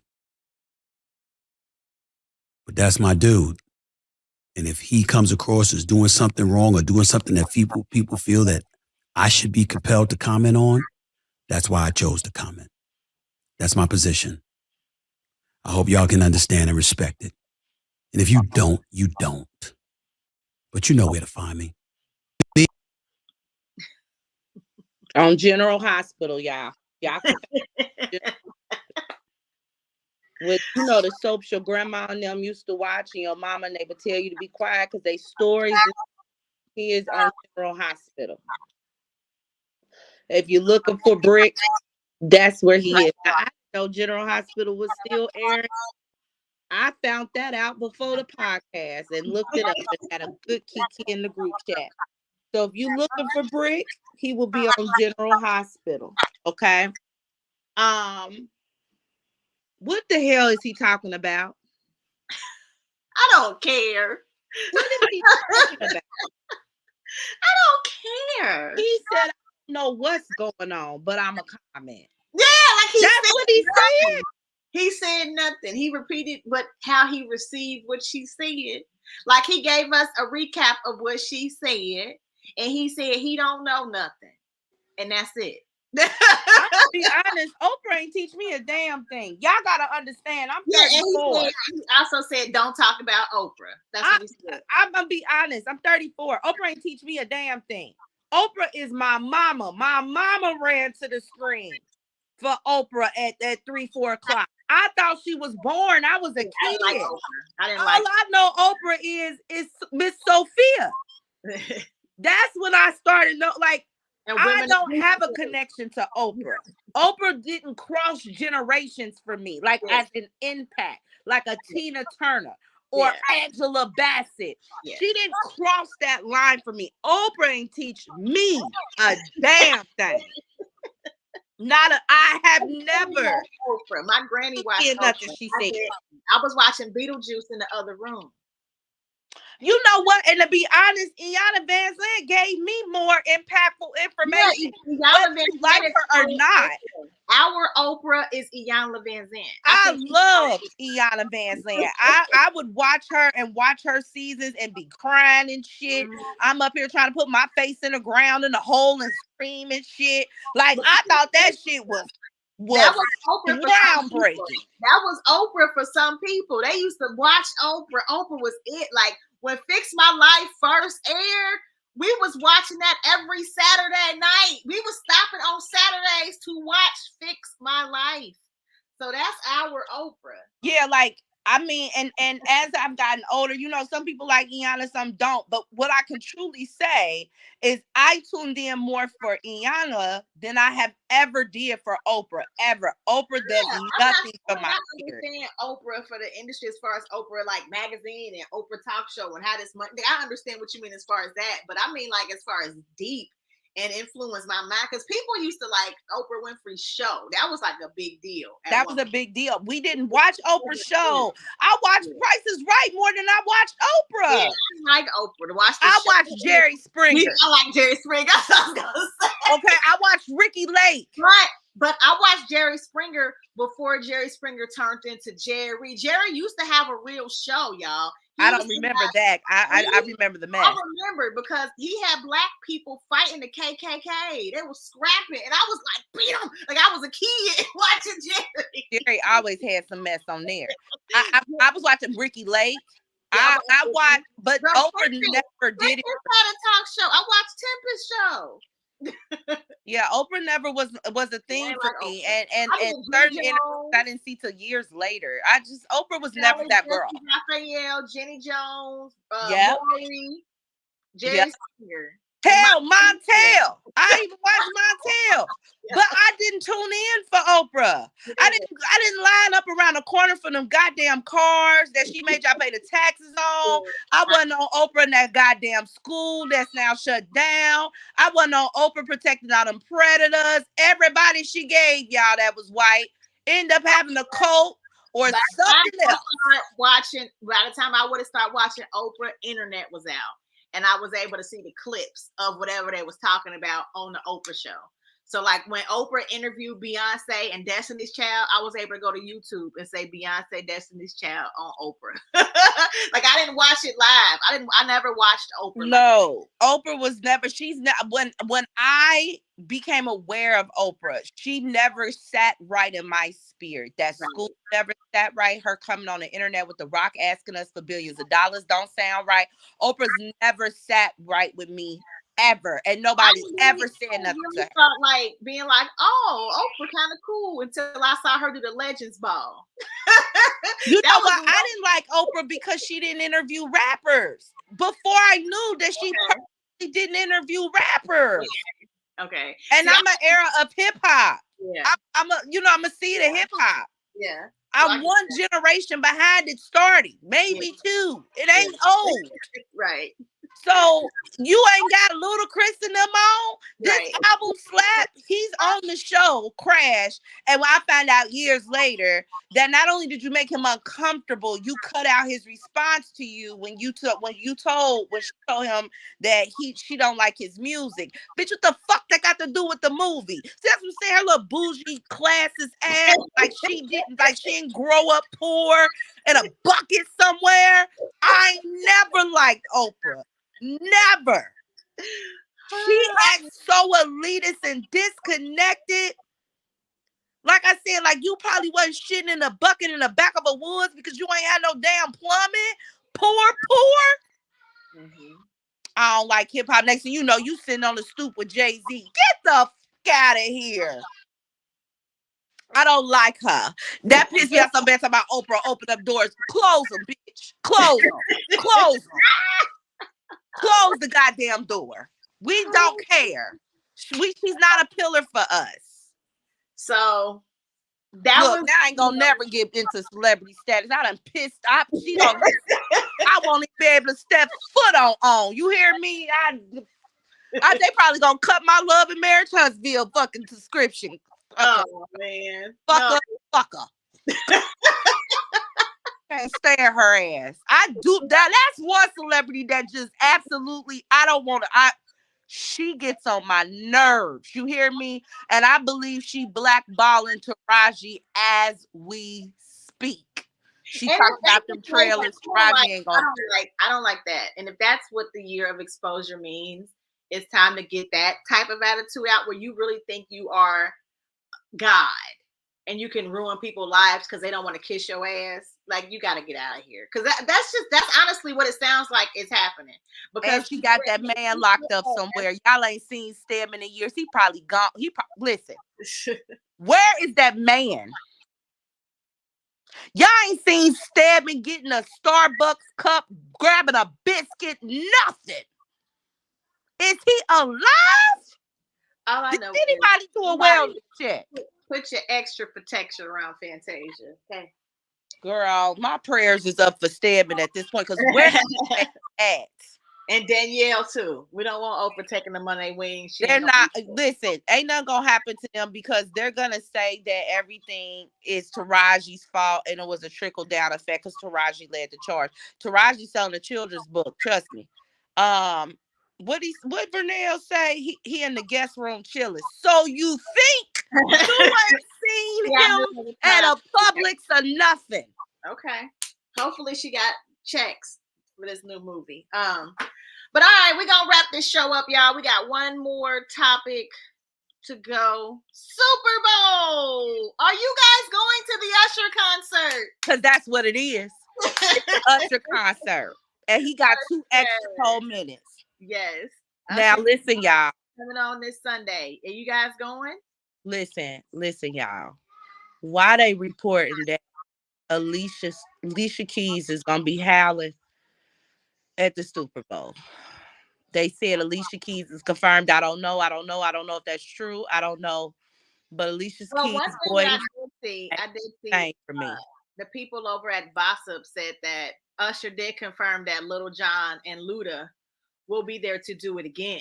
That's what we want to see. Please tell your but lovers. I saw today that Alicia was coming. And deep Negro side, I don't think that that's necessary. We don't have a whole lot of time.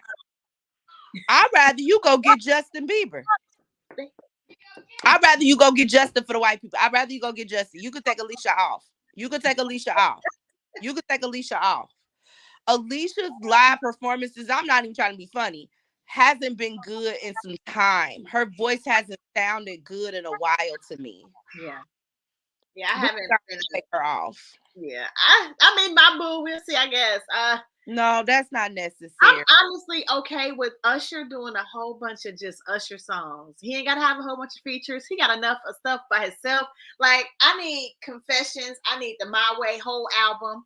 Which I think he gonna come into. You think it's gonna be like, what's your like guess on his opening song?